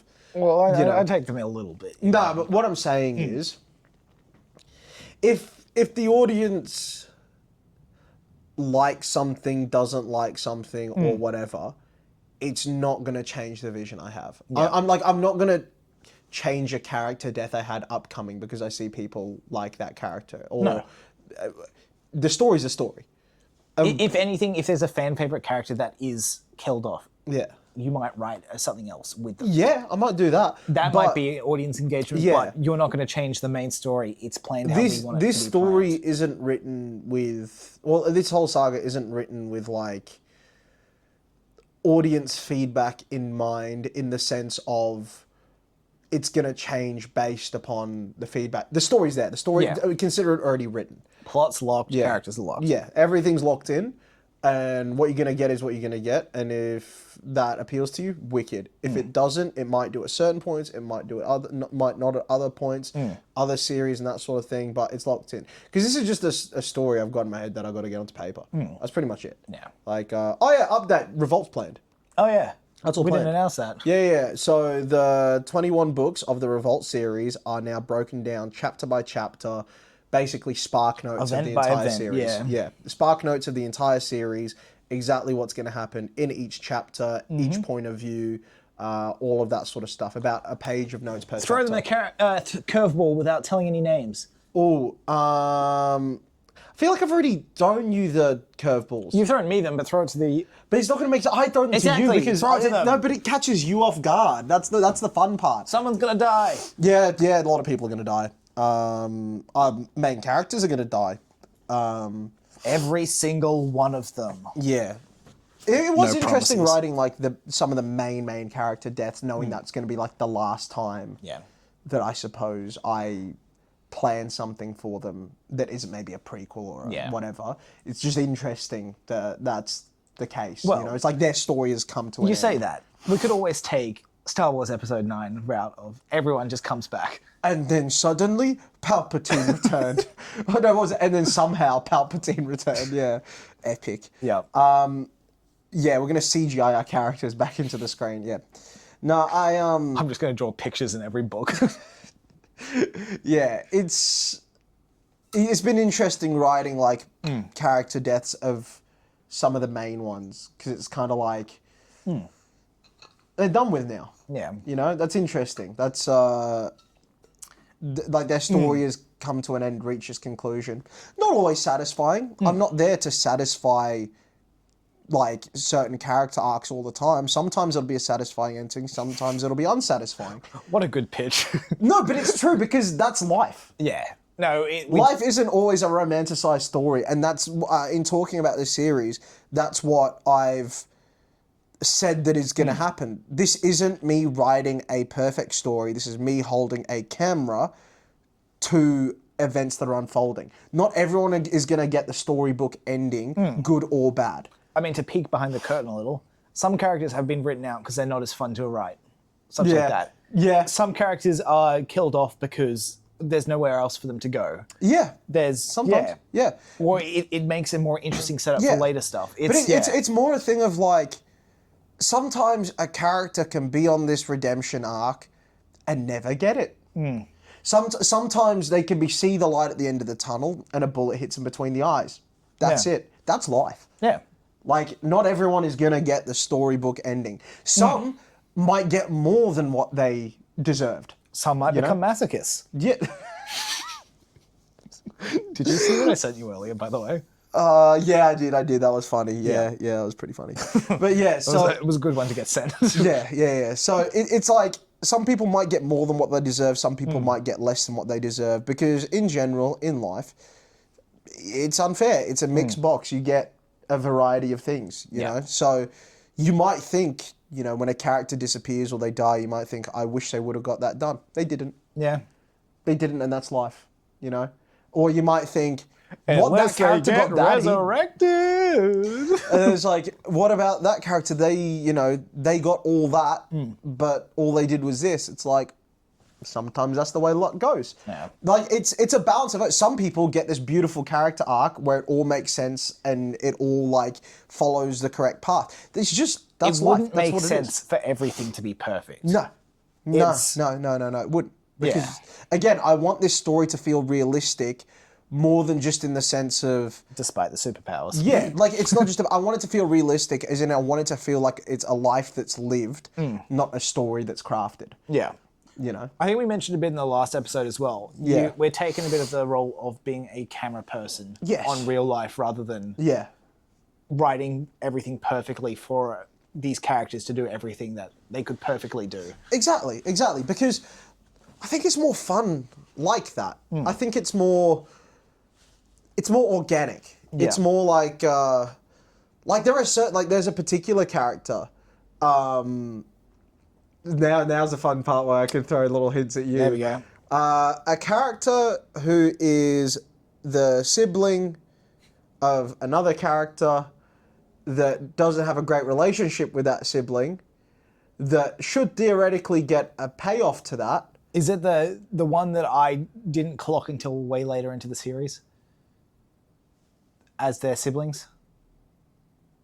Trying to think who that was. Who did you not clock as siblings? Big Boy?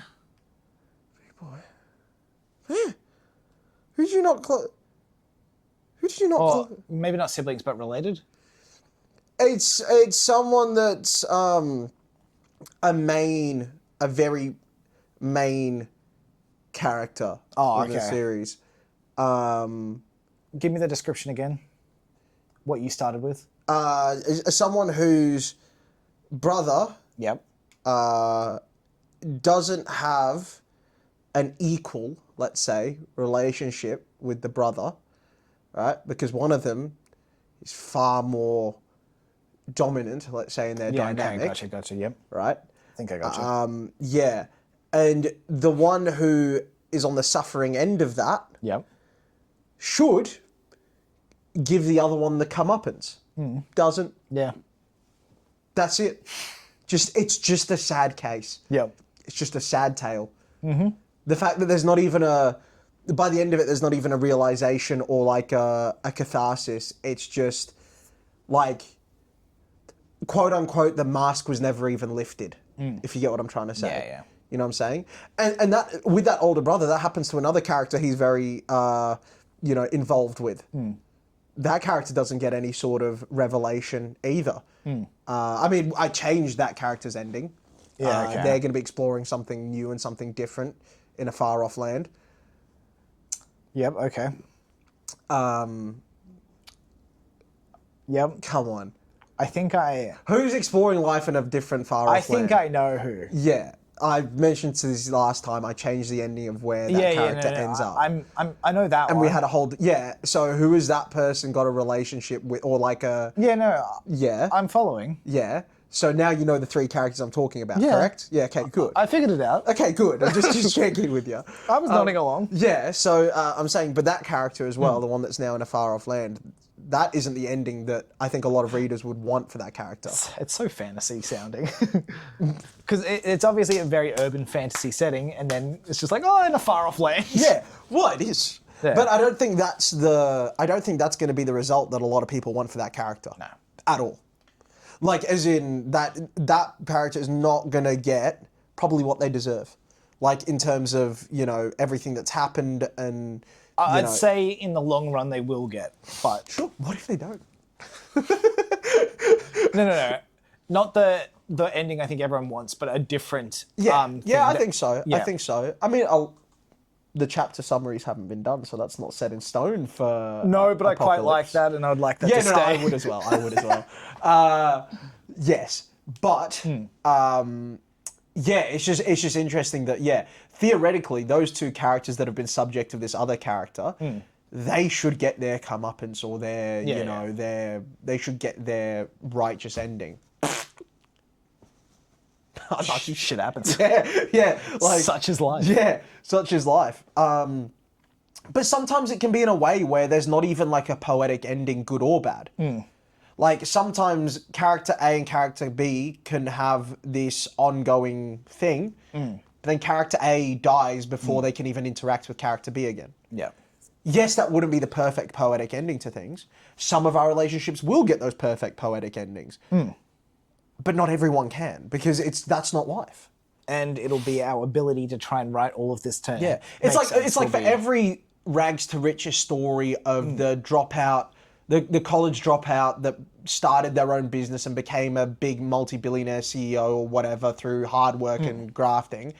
There is that college dropout. There's 100 college But I'm saying dropouts, that failed in their task and just ended up with a very, like, you know, mediocre or even less than life that they never, like, that's far lower than what they strive to be despite multiple attempts. And then by the time that their life is said and done, they achieve nothing of what they wanted. It's like, that's life. Not everyone can get, in the good or bad way, their fairy tale ending by any means, you know?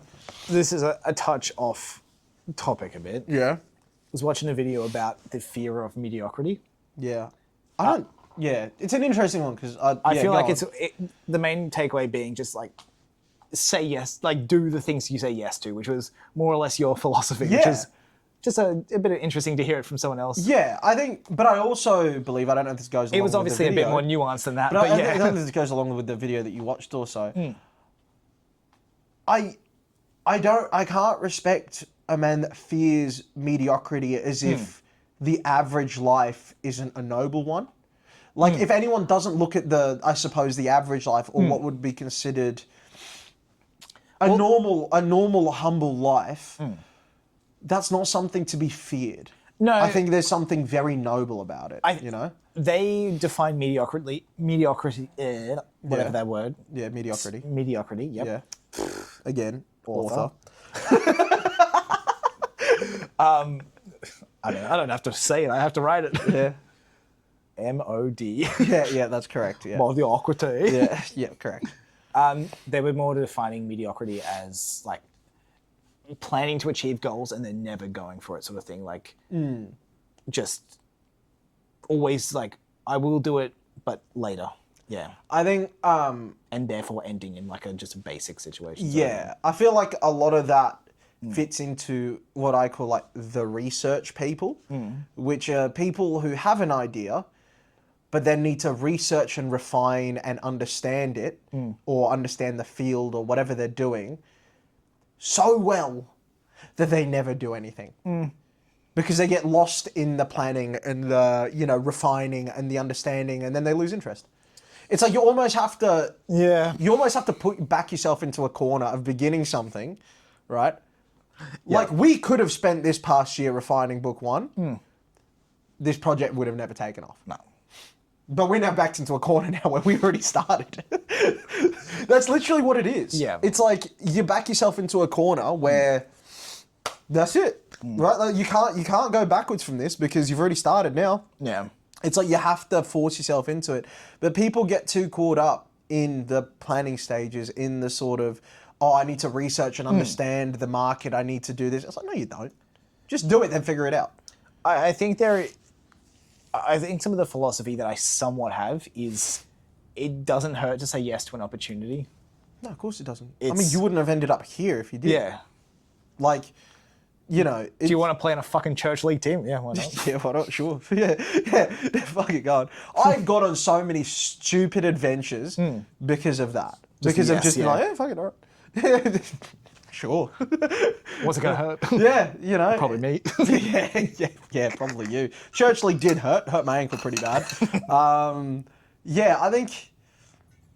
I don't know. I have far more respect for those with low ambitions than those with high ambitions that never act upon them.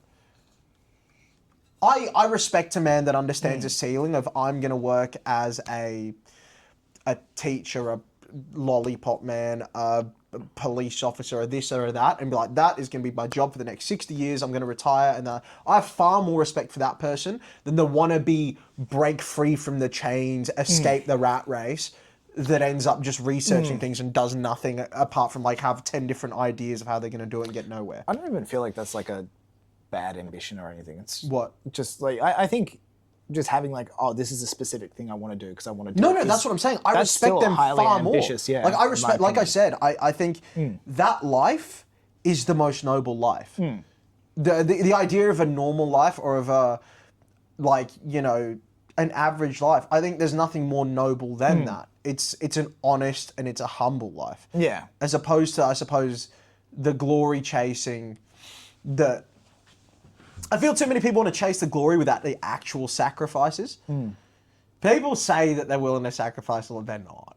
They're really not. Like, Yeah. people aren't willing to, again, like, this project may not get anywhere. I think it will, because I think we're doing too much for it to fail.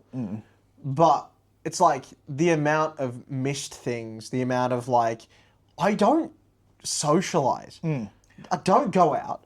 I don't sleep much. Yeah. I don't like but In saying that, we could also sacrifice a whole lot more to do it, I reckon. I don't know if I could. I mean, like, I could realistically- sacrifice my other incomes. But like at the moment, all I do is balance my time between like the couple Yeah. different income streams that I have. And those are only to fund Yeah. this. I probably am sacrificing a lot less than you. But also on top of that, I think like if we wanted to get big quickly, you'd probably go hardcore and lose some of our values of what we do for like content creation. Oh yeah, but I don't. But I And- see that. I think that's a different thing. I'd agree, but also like you're probably even just making inroads on America is probably the big market. Yeah, That's but at the tough same to time. do. I know. It's tough to do because you're breaking into a sacrifices you'd have to saturated make. market as well. Yeah, that's what I'm saying. Like, Like it's, we have a lot to go, but with the sacrifices we're making, we see When this as when the I best when I path say forward. when I say sacrifices though, what I mean is sacrificing, I suppose, the pleasures of life for the sake of a greater goal. In terms of like, you know, again, staying up countless nights, or like again, it's things like making that drive out to that convention when we could be like doing other things Yeah. and such, you know, like I don't do anything that isn't work anymore. I don't have anything else that I do that isn't work, because it's like, I know there are other people, again, I see it so much, it's like other people who are either in the author space or creative space. It's like, how much do you really want it? Because if you really did, you wouldn't have taken a year and a half to release this project that you did. You wouldn't have done. If you really wanted it, that would have been out in 3 months or 4 months. If you really worked balls to the wall, down to the bone, Yeah. to get it right, it wouldn't have taken you that long. But like that's just, and I don't know. That still ends up working for some people, Yeah. but it could never be me. I need this to work. Like Yeah. this is it going forward. The way I foresee my life in the future is this being income number one, and everything else just being sort of supplementary if I continue to do those things. Yeah. You know, like this is everything. Like this project is sort of everything. And that's why you got to give it everything. I don't know. I just really don't like people that say they're going to do something and not do it. Don't like it at all. And I can always tell with people now. It's like a friend will tell me that they have an idea of, I want to start this business. And I'm like, okay, what are you doing about it today? It's like, well, no, I've got to wait until this, and I've got to research this, and I've got to find out, like, you know, I'm gonna set this up next month. It's like, well, I know this isn't going to get off the ground. I've seen it too many times. Yeah. Like I've seen it too many times from people where they're like, you know, it's like, well, what are you doing today? Well, what are you doing like tonight that's going to further this? Yeah. Nothing? What's the point? Like, what are you're clearly not going to get it off the ground. Unless you start, you're not going to get it off the ground. You know? Yeah. I think, too many people waste their time with, I suppose, dishonesty to themselves about what it requires to actually make a project like this work. You know, like that's why we ended up again doing stupid shit like running Comic-Con. Yeah. You know, in our first year of having books. But there's a reason we don't see anyone else doing it. But you know what the stories that we heard were? You know who else had a stall like that however many decades ago? Yeah. Like, kind of crazy to hear the Sanderson having the stalls. but you know what I'm Like what saying? we were It's doing, like, yeah. to me, that's not a clue that we're on the right track in terms of whatever, but the idea of someone else that was as ambitious as what we are, Yeah. and was willing to go, this is what I'm gonna do. Yeah. Like, you know, like that's cool to see. Yeah. All the projects that you see elsewhere, I don't see them making the rounds like that. You know, like committing to it with that level, and I think that'll show off. You know, I think that'll pay off in the long run. I did, thinking about it, I would say it's the ones that are the breakneck speeds of doing it. Well, not breakneck speeds, but like just fucking going for it is the ones that tend to be the more popular. Of course. Yeah. Because it shows. It's like how much you're actually willing to put in. Because it's like if you're not willing to rise above the sort of the rest, Yeah. you can end up with the rest, which is fine. But I believe in this project as being something pretty big. Yeah. When it's all said and done, like it's something that has legs to be. It's going to be unlike anything else that's out there. I mean, in the sense that we've already planned out 21 books down to like the T, and that's one of our series. And all these other ones that are interlinked in, right? Yeah. Like, it's something that's unlike anything else out there, and especially in terms of the radar, which will be able to produce them and that sort of stuff.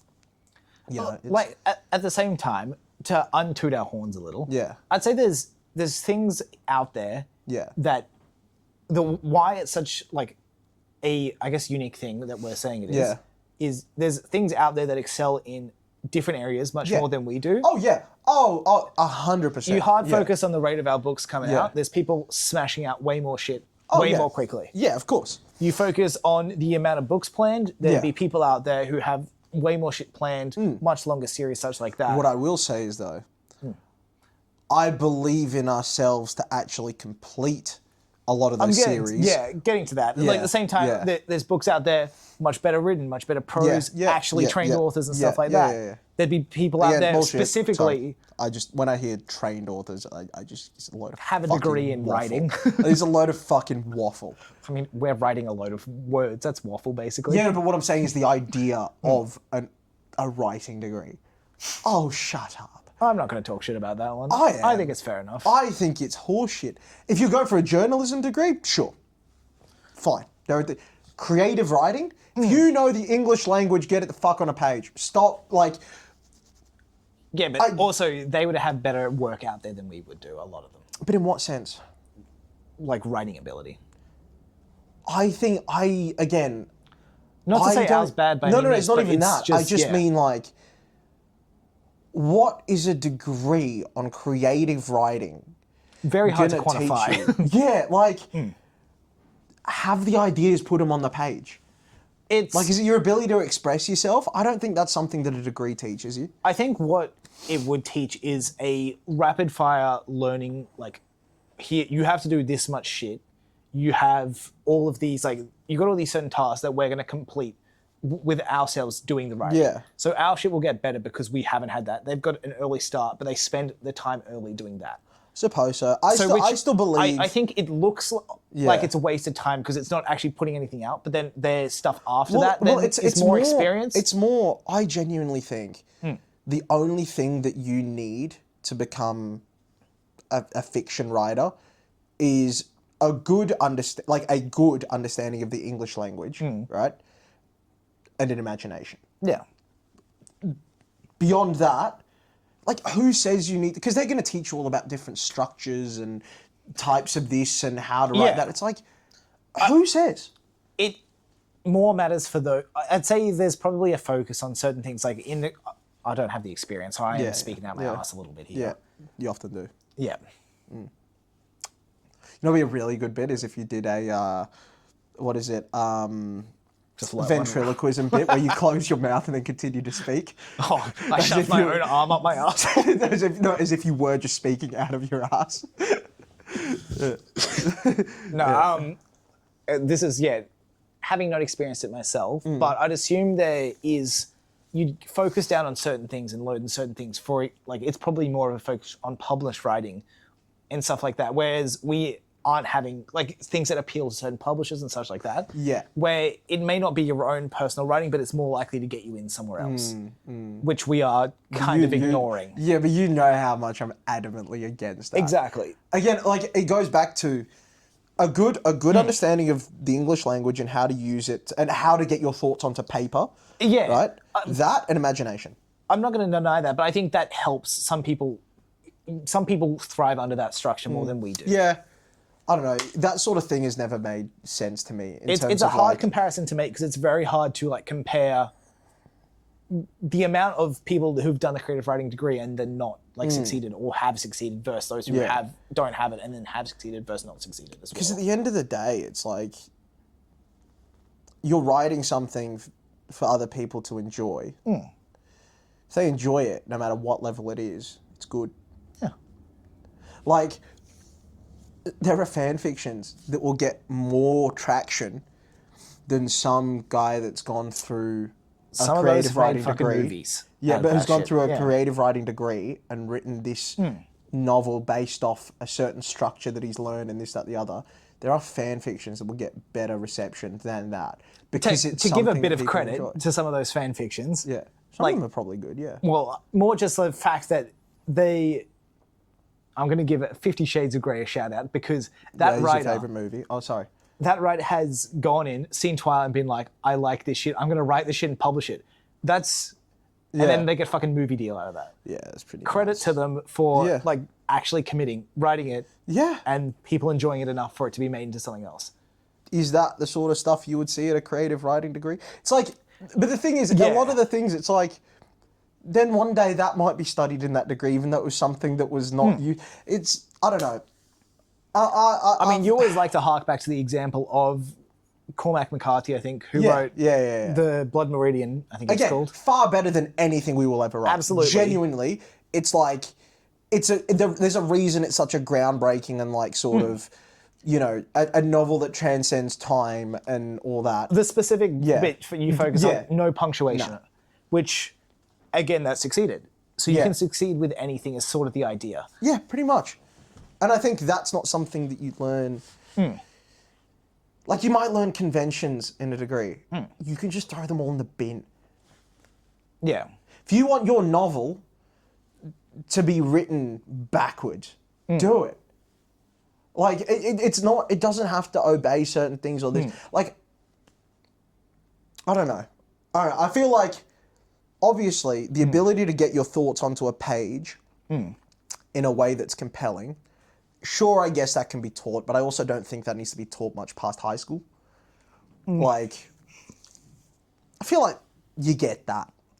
I think Like, there is I do respect it to an element of there's people who aren't as good who want to do this because they enjoy it and need more training. I don't know, I just feel But like you that- could do again, that yourself. But that's a level of ambition of it's someone seeing that as an available path and choosing that rather than something Yeah. else. If that works better for them, power to them, I guess. Yeah, it's like, I guess no so. harm in it for us. It's No, there's not. There's not. But Yeah. it didn't work for us. Neither of us are studiers by nature. No, I can't study. But, I mean, I did for like a good while until it became non-mandatory, like university. I'm like, I'm out of here. Yeah. I don't know. I think, I'm personally Yeah. a believer in you do the work and you get better at doing the work that way. yeah. It just depends on how much effort you put in. Yeah, it's like, But that's not to say that doesn't work for other people. no. So No, I That's why I get it I do does. give it a bit of credit. I just think, yeah. I think in any creative field, Hmm. almost all of the time, the greatest things in their field ever created Hmm. were done outside of when there was education provided on those things. For example, Hmm. the Palace of Versailles, one of the most beautiful buildings ever built, Hmm. designed by a watchmaker. you're training in something though. No, but it's Hmm. like he was a dude that could draw, that had an idea and a vision, and then it was created, and it's one of the most beautiful buildings. Yeah. And yet, then we get to architecture degrees, and every city is now hideous. Hmm. Like, I think the idea of having classes and mass sort of farming creatives in that sort of way, to me, it creates slop in the long run in terms of the mass majority of what's out there. Sort of, but I mean, it's similar to what, in my opinion, it's similar to sort of what you've done you've watched a fuck ton of movies, a Sure. fuck ton of Yeah. TV shows and stuff, Yeah. which has given you a foundation of Yes. storytelling But that no way. one's told me what's right and wrong. I've just watched, observed, and exactly. then taken away from and created. If you're a person who hasn't had that experience, the degrees will give you exposure to certain I things just you don't won't think before. if you're a creative, you can be told what's right and what's wrong. I would say I don't understand personally how those degrees work to be taught. I mean, I've done an architecture degree, or at least, you know, Yeah. 2/3 of one. And the reason I dropped out is because I hated the way it was being taught. It's like they want to teach you, because it's modern, Yeah. they want to teach you all bullshit, abstract, wishy-washy stuff of like finger painting a model, creating, abstracting, and then creating some weird, bizarre glass skyscraper out of it. you're going to be that wishy-washy about it, but then also grade someone on it. It's horseshit. It's all opinion-based. It's all you opinion-based, can't do but anything it's about like- that. Until there's a better solution, that's what you have, though. Yeah, I just don't think... And I do think currently it is the best solution we have Yeah, to get I just, as much available for think, everyone. I just think in the long run, whenever degrees on something have been made, that art takes a downturn. Or whenever education on an art form is provided, we see a lull in the quality of things that are produced. I think personally now is the lowest point we've reached in almost every art form. And yet it's the highest amount of education provided in all of those art forms. I've gone back and forth between liking and disliking education. I'm talking specifically on art. Specifically on even artwork, still, yeah. I think this applies to all education. Yeah. It is just like exposure therapy. Yeah. You just experience more things, Yes. and then you Yeah. get an idea of what I you think want. that is a far better way of cultivating artists is through natural exposure and living life, as opposed to curated exposure. Yeah. I just think there's people out there who don't know how to find natural exposure and stuff like that. But then, is that the path for them? It could be, but I don't know if that's necessarily the path for them. If that's, but at the same time, it's going back to sort of our mediocrity and ambitions Yeah. and such. If someone's ambition is for this, they are taking the steps that they can towards yeah, that. I just don't think those current steps are the ones that should be provided. Maybe not, but it's what's available. That's No, it is. No, it is Yeah. what's available. My whole thing is just I don't think those should be available, and thus filter out a lot of the crap that's produced. I feel like it would cause more issues if it wasn't available than it was. I think you'd see more stellar stuff. You'd make a lot of other people's lives harder. I'm specifically talking about architects in this situation. Yeah. Yes, architects are the bane of my existence in my regular yes, but job. when it comes to But architecture, if there were people who didn't know what they were doing, I feel like my life would also be a lot harder. But the thing is, right, I'm in the stance of architecture. Nothing good has been created post 1900, maybe 1920, right? I don't think there's been a single good building created since then, unless it was based on something from before that. So many of those buildings were built without engineering conventions, without laws and red tape put in place that obviously you have to obey to make things structurally legal to then put out. All they had to do was stand up, and yet so many of them stood the test of time in terms of they've been currently erected for 400 years, they're not going anywhere. At the same time, there's a lot where they don't, and they have I would caused say deaths and such. Sure, I think a lot of city, let's say city-based buildings, Yeah. with regular upkeep, you look at things like the Customs House and stuff, right, in Brisbane, or the City Hall or anything like that. Yeah. Designed at a time where things looked a lot nicer. Brisbane was once majority looking like that, and then slowly the facades were pulled out, replaced with glass and, whatever. Those buildings with regular maintenance or whatever are still going strong. They still hold up. You look at Gothic cathedrals and things like that were built 700 years ago, 800 years ago. It's yes, Yeah. buildings... Honestly, I think a lot of the modern ones where they're cheaper materials and easier to source and whatever, yes, they might obey building codes of where stairs need to be placed. Yeah. But they're hideous. They lose their value. People are going to hate them over time, as I already hate them. It's going to happen because the vernacular is going to change. Yeah. And then you're left with these skeletal monstrosities that were only built to fit a service as opposed to, be beautiful. You show anyone the Notre Dame, and you show them, I don't know, the Q Super building in Brisbane. One of them was paid millions and millions to design. The other one wanted to create artwork. You go 400 years in the future, show someone both of those, only one of them is still going to be admired. I agree to an extent, but also there's an extent where I think what is created now could be looked back upon way more fondly in the future because it gets worse. I honestly think we've reached a sort of... Because it could be a lot worse in different ways. Because Can it get any plainer? Yeah. Get it? Yeah. These sort of glass facades of just smooth, plain, boring shithole sort of buildings. I say most of that is entirely utility over design, though. Yeah, it is. Most of the time. It which is. it's doing its purpose. Okay, changed so since. here's a perfect example of this. Yeah. The UK, right?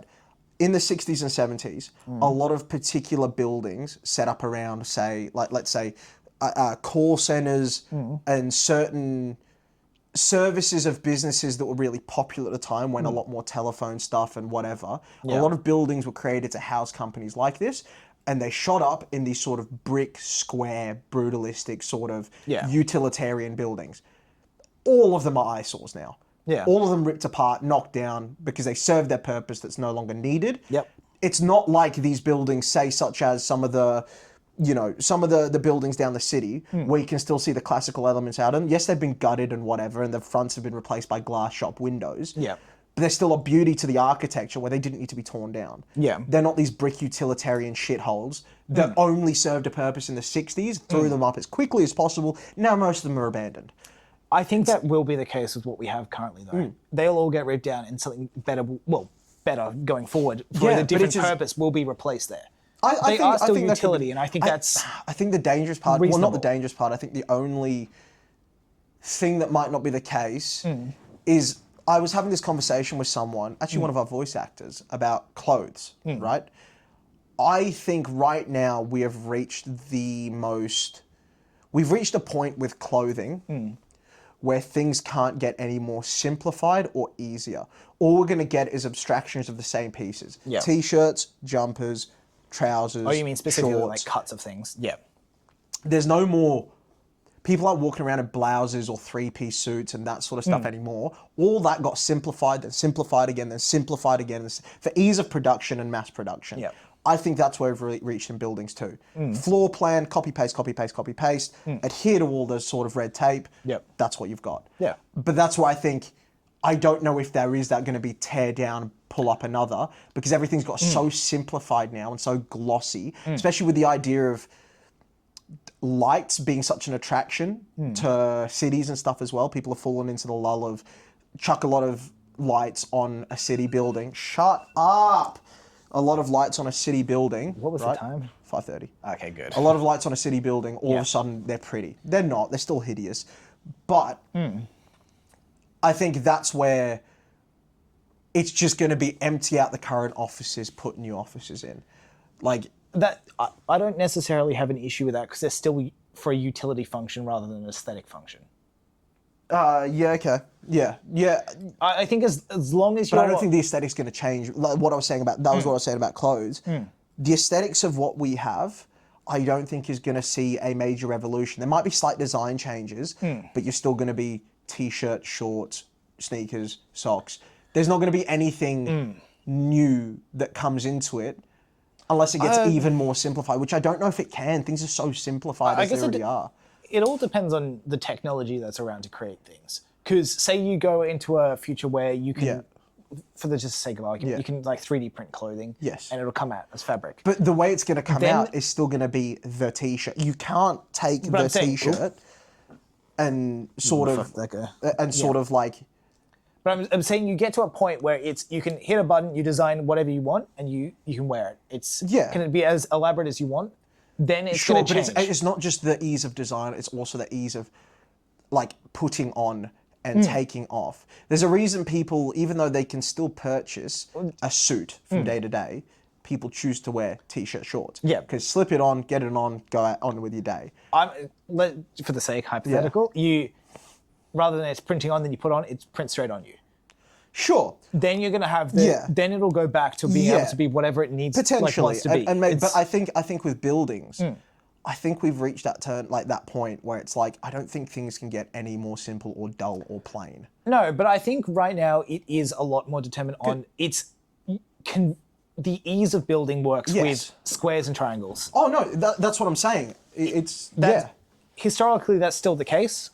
But with greater resources or technology going forward, that could change to different shapes. It's like we've been sold the idea of minimalism looking good, which it just doesn't. But that's why we have so many like cities are hideous. Like they look so just soulless and devoid of any sort of identity or like any sort of like Brisbane could be Hong Kong, could be Shanghai, could be New York, tall, like concrete glass, multi-level, company name at the top. That's all you get from cities.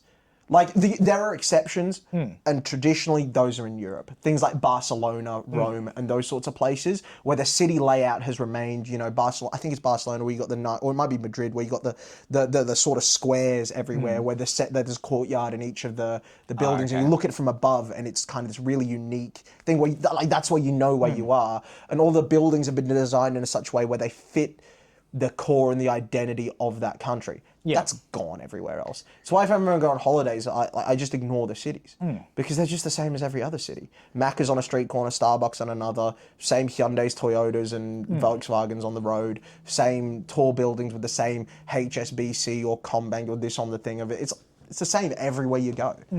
Like, you know. I think to an extent, I do still think there's enough design elements to buildings and such where you can distinguish them. Probably more. So if you're related to, like, I see it a lot more because I'm related in the field. I can quite easily tell roads apart in different countries. Like I can. Sure. Yeah. That sort of stuff distinguishes much easier for me because I have to see it every I just day. meant like if you went back like let's say 200 years and you looked at a street in Rome and then you looked at a street in Paris and then you looked at a street in Argentina and then you looked at a street in like New York or something, wildly different. Yes, in terms of like, you know, I think the that was architecture also style and, because of the lack of, not necessarily a lack of a reduced amount of contact with each other. But that's what I'm saying. That's But like changed this that. sort of the mass sort of shipping of people to and fro, every country's lost its sense of identity, especially in say the a bit. architecture. But it's depressing. Like the buildings themselves, like generally, it is designed in such a way to keep morale down.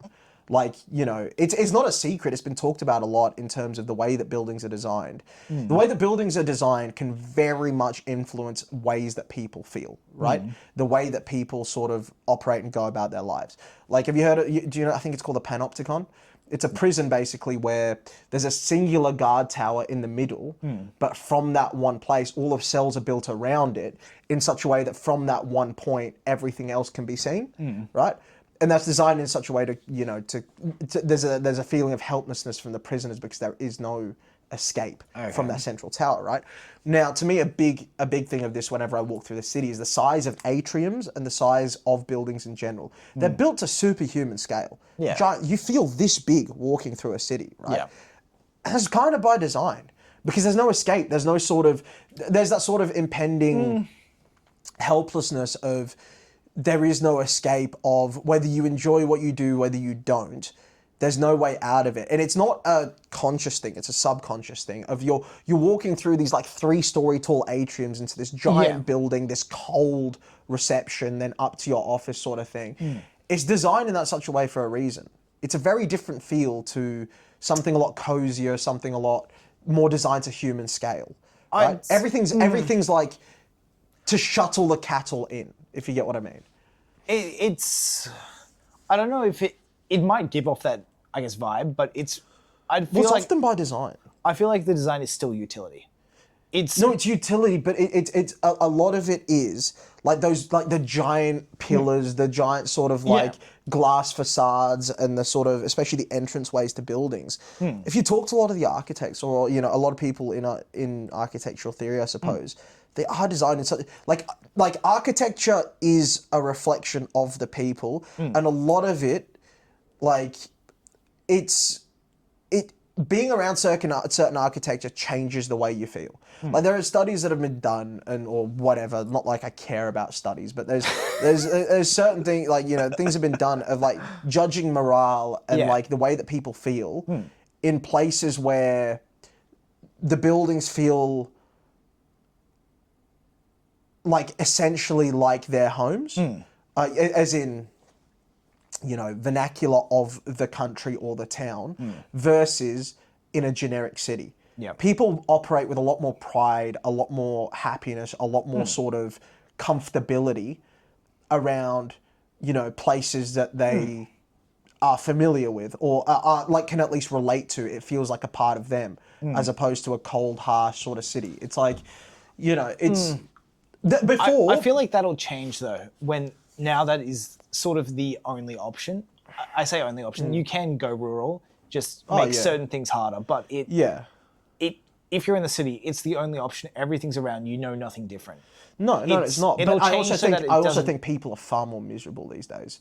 I mean, like, yeah. But I also don't think that's the fault of architecture. I put like a lot more percentage on it than I think maybe someone like you would and a lot of other people. Like, to me, it is a massive factor, like a huge factor as to how we feel. Because it's what you're surrounded with the whole time. This is again speaking from a slightly autistic perspective. Yeah.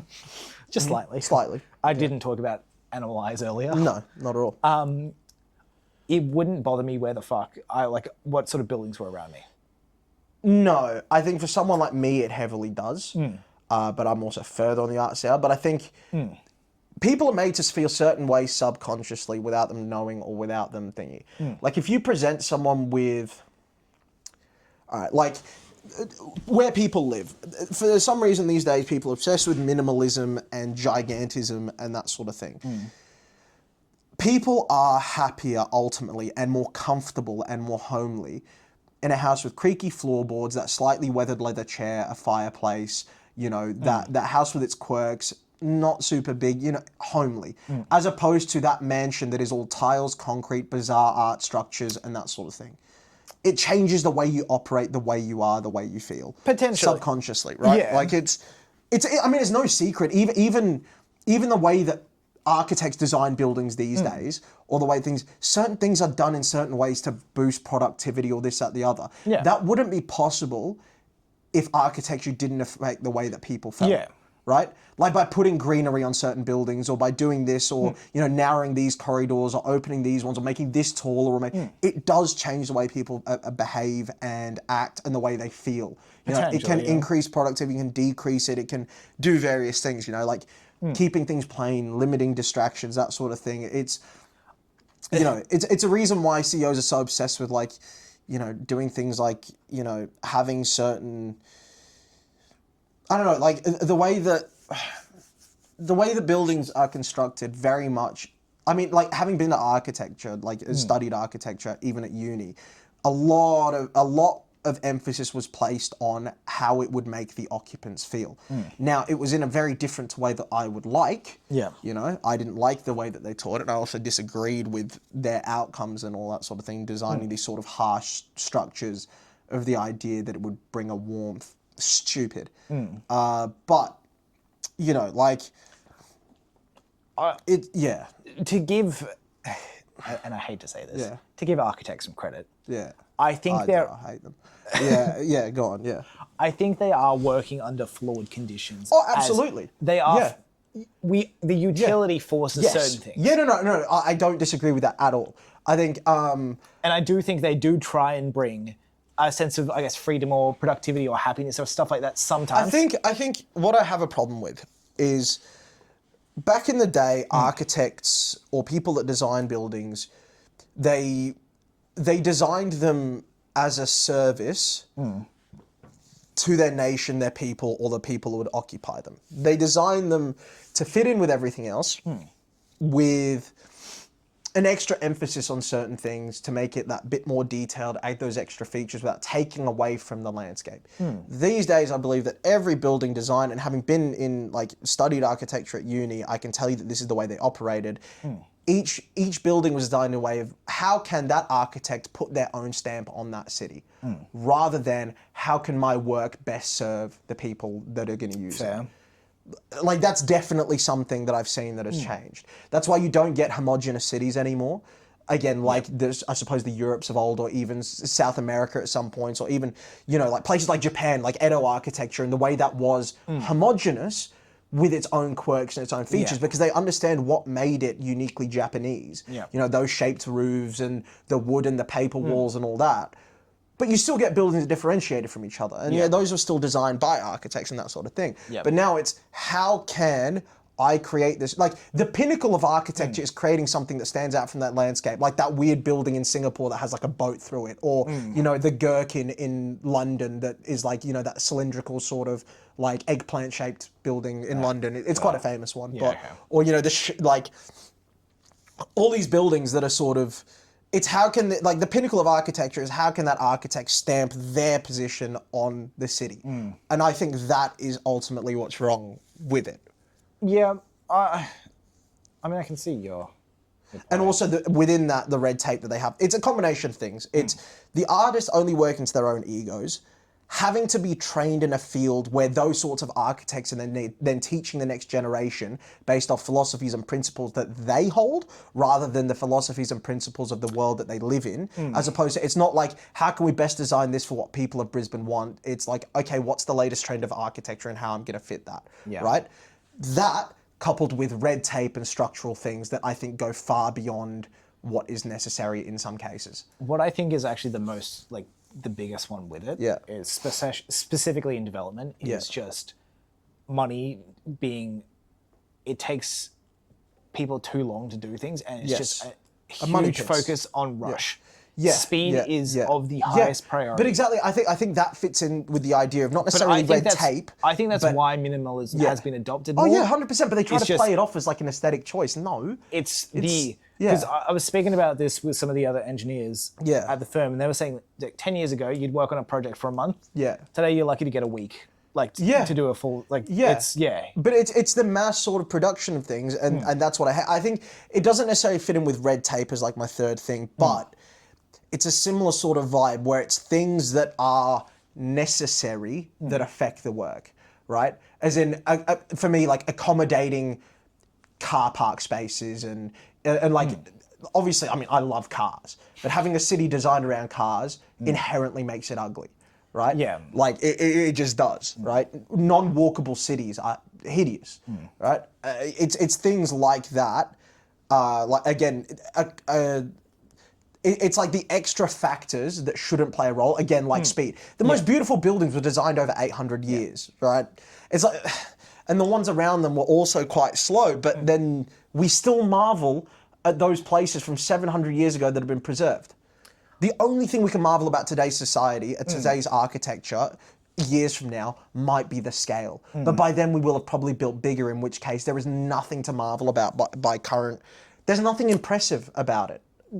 I do think trends will change, so that there'll be different aesthetics that are more desirable. And I hope so. I just worry that the trend isn't going to be focused around what the general people hold as beautiful to them. It's more going to be what trend can we create based off this one bizarre architect in like Eastern Spain. Because that's literally what it's become now, is some dude in France will design some hideous building, but then you've got like these art and architect experts that will say, no, that's it. And then all of a sudden that'll catch on as the latest trend, and then the society's just left with, okay, I guess that's what's considered cool now. Because if you went back to the time when this stuff became popular and asked them, would you rather this or that?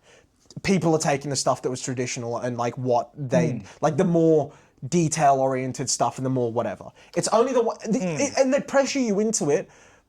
And this is the same with art in general, and how we've got to modern and contemporary art, where it's like, oh, if you don't get how this is better, well, that's just on you. You don't like see it. You just don't understand. You're not an art person. Whereas in reality, art lives in the hearts and the minds of the average person. Show them the Sistine Chapel, and then show them a work by Damien Hirst. 99% of people are still gonna gawk at the Sistine Chapel and the fresco on the roof. Nobody's gonna think twice about a frame this big, full of medical pills lined up in a neat pattern. The average man doesn't care. I agree with you, not on the difference of the art, but more just rather than the average person, on the individual. Because it's the art for different people in different circumstances is going to be different. It is, but I think often good art transcends. You show people Michelangelo's David, right? The sculpture. There are going to be very few people that see this 2 meter and a bit or 3 meter tall statue carved out of marble that is like accurate down to every vein and ligament and not go, oh shit, that looks amazing. At the same time, I think some of the amazement for that is because this is older and the limitations of what they were working with. I think for people who don't, for people who haven't grasped it, like just how detailed it is, I agree.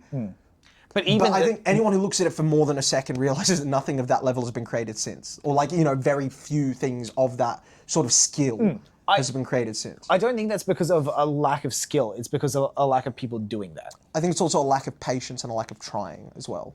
I'd say those two, yes. Yeah. But it's And it's the corporatization of the arts. well, this is Everything needs to be like a statue that can be cast out of steel Yeah. or iron that can be immediately thrown up in a town square, rather than letting a man take 30 years to craft out of marble and create something. But that's what I'm saying. It's the corporatization, it's the speed, it's the mass production. That's what's killed it all. to lean on the edge of conspiracy theories. Yeah. But there's a lot of like theories out there about the pyramids and Yeah. like how they're actually constructed and stuff like that. And Yeah. people tend to like there's a subset of people Yeah. who believe it's Yeah. like aliens and other Aliens stuff or like whatever, that. yeah. There's no reason we couldn't build that today. No. It's just No. we don't because No. there's other things. The time to take, Yeah, the money it would sure. cost, that Sure. sort of thing is just not done. Something like the Egyptians, though. Like You could create a Sistine I think- Chapel today. I'm saying it's just You could, people but, don't do but, it. But that's what I'm saying. I think if we lived in a world Hmm. that looked like Italy back then, I think people would do pretty well. And I don't think it's. But then I you don't think actually- it's a stretch to say. I might disagree with you Hmm? on that though. People did live in Italy like that, and it's changed from that. The reason it's changed from that is utilitarianism. Yes, but it's still. If But we I don't lived think in that's that a choice. today, I don't think that's a choice of the people. I think that's a choice of the people up there. I'd say it starts there, but it does. It filters all the way down. I think if you gave people the choice of what sort of a city they would rather live in, Hmm. one filled with like statues of old gods and like every like if you go to Paris, like some of the bits that have still remained, it's like every lamppost is cast iron and beautifully crafted. Yeah. People are like, there's a reason people want to go there and see it from across the world, whereas people aren't scrambling to go see the lampposts in Brisbane. Well, right? It's what do you mean? Those Gold Coast posts are a side. oh yeah. I would say this may be incorrect, Yeah. but it's at least what I believe. Yeah. There's a lot more, although it probably isn't the case. There's a lot more spread of middle level wealthy people. Yeah, that middle have- class has grown. Yeah. Yeah, so that you've got more people wanting to spend money to make money Yeah. on these developments, which Yeah. is why Yeah. you're very limited in money. Yeah. Therefore, everything's going to be the same. Yes. So I could be wrong, but back before when there Yeah. was the Yeah. developments were only being done by those who could afford it. Yeah. There were much less of them. Yeah. And it was a lot more money to go around on each of the developments, Oh no, I do agree. which I don't think is the fault of the people. No. I think there is yeah. power in that. Just I think Yeah, that I there's get- yeah. consequence to it as well. Yes, it's again everything just revolves around money, and I think the moment you interlink art and money, you're doomed. I mean, yeah, it's always It's the death case. of it all. Yeah. Like it literally is. That's why art these days is more of a money laundering thing than it is actually creating something that stands the test of time. Right? It's all like everything poetic is gone from art. Like it's I mean, there's still people doing it for the love No, of no, no, art, no. There but is, and there are it's- still people yeah. that make beautiful things, but just the state of it as a whole, it's slop. And on that wonderful note, Yeah, I need a piss. But float you later.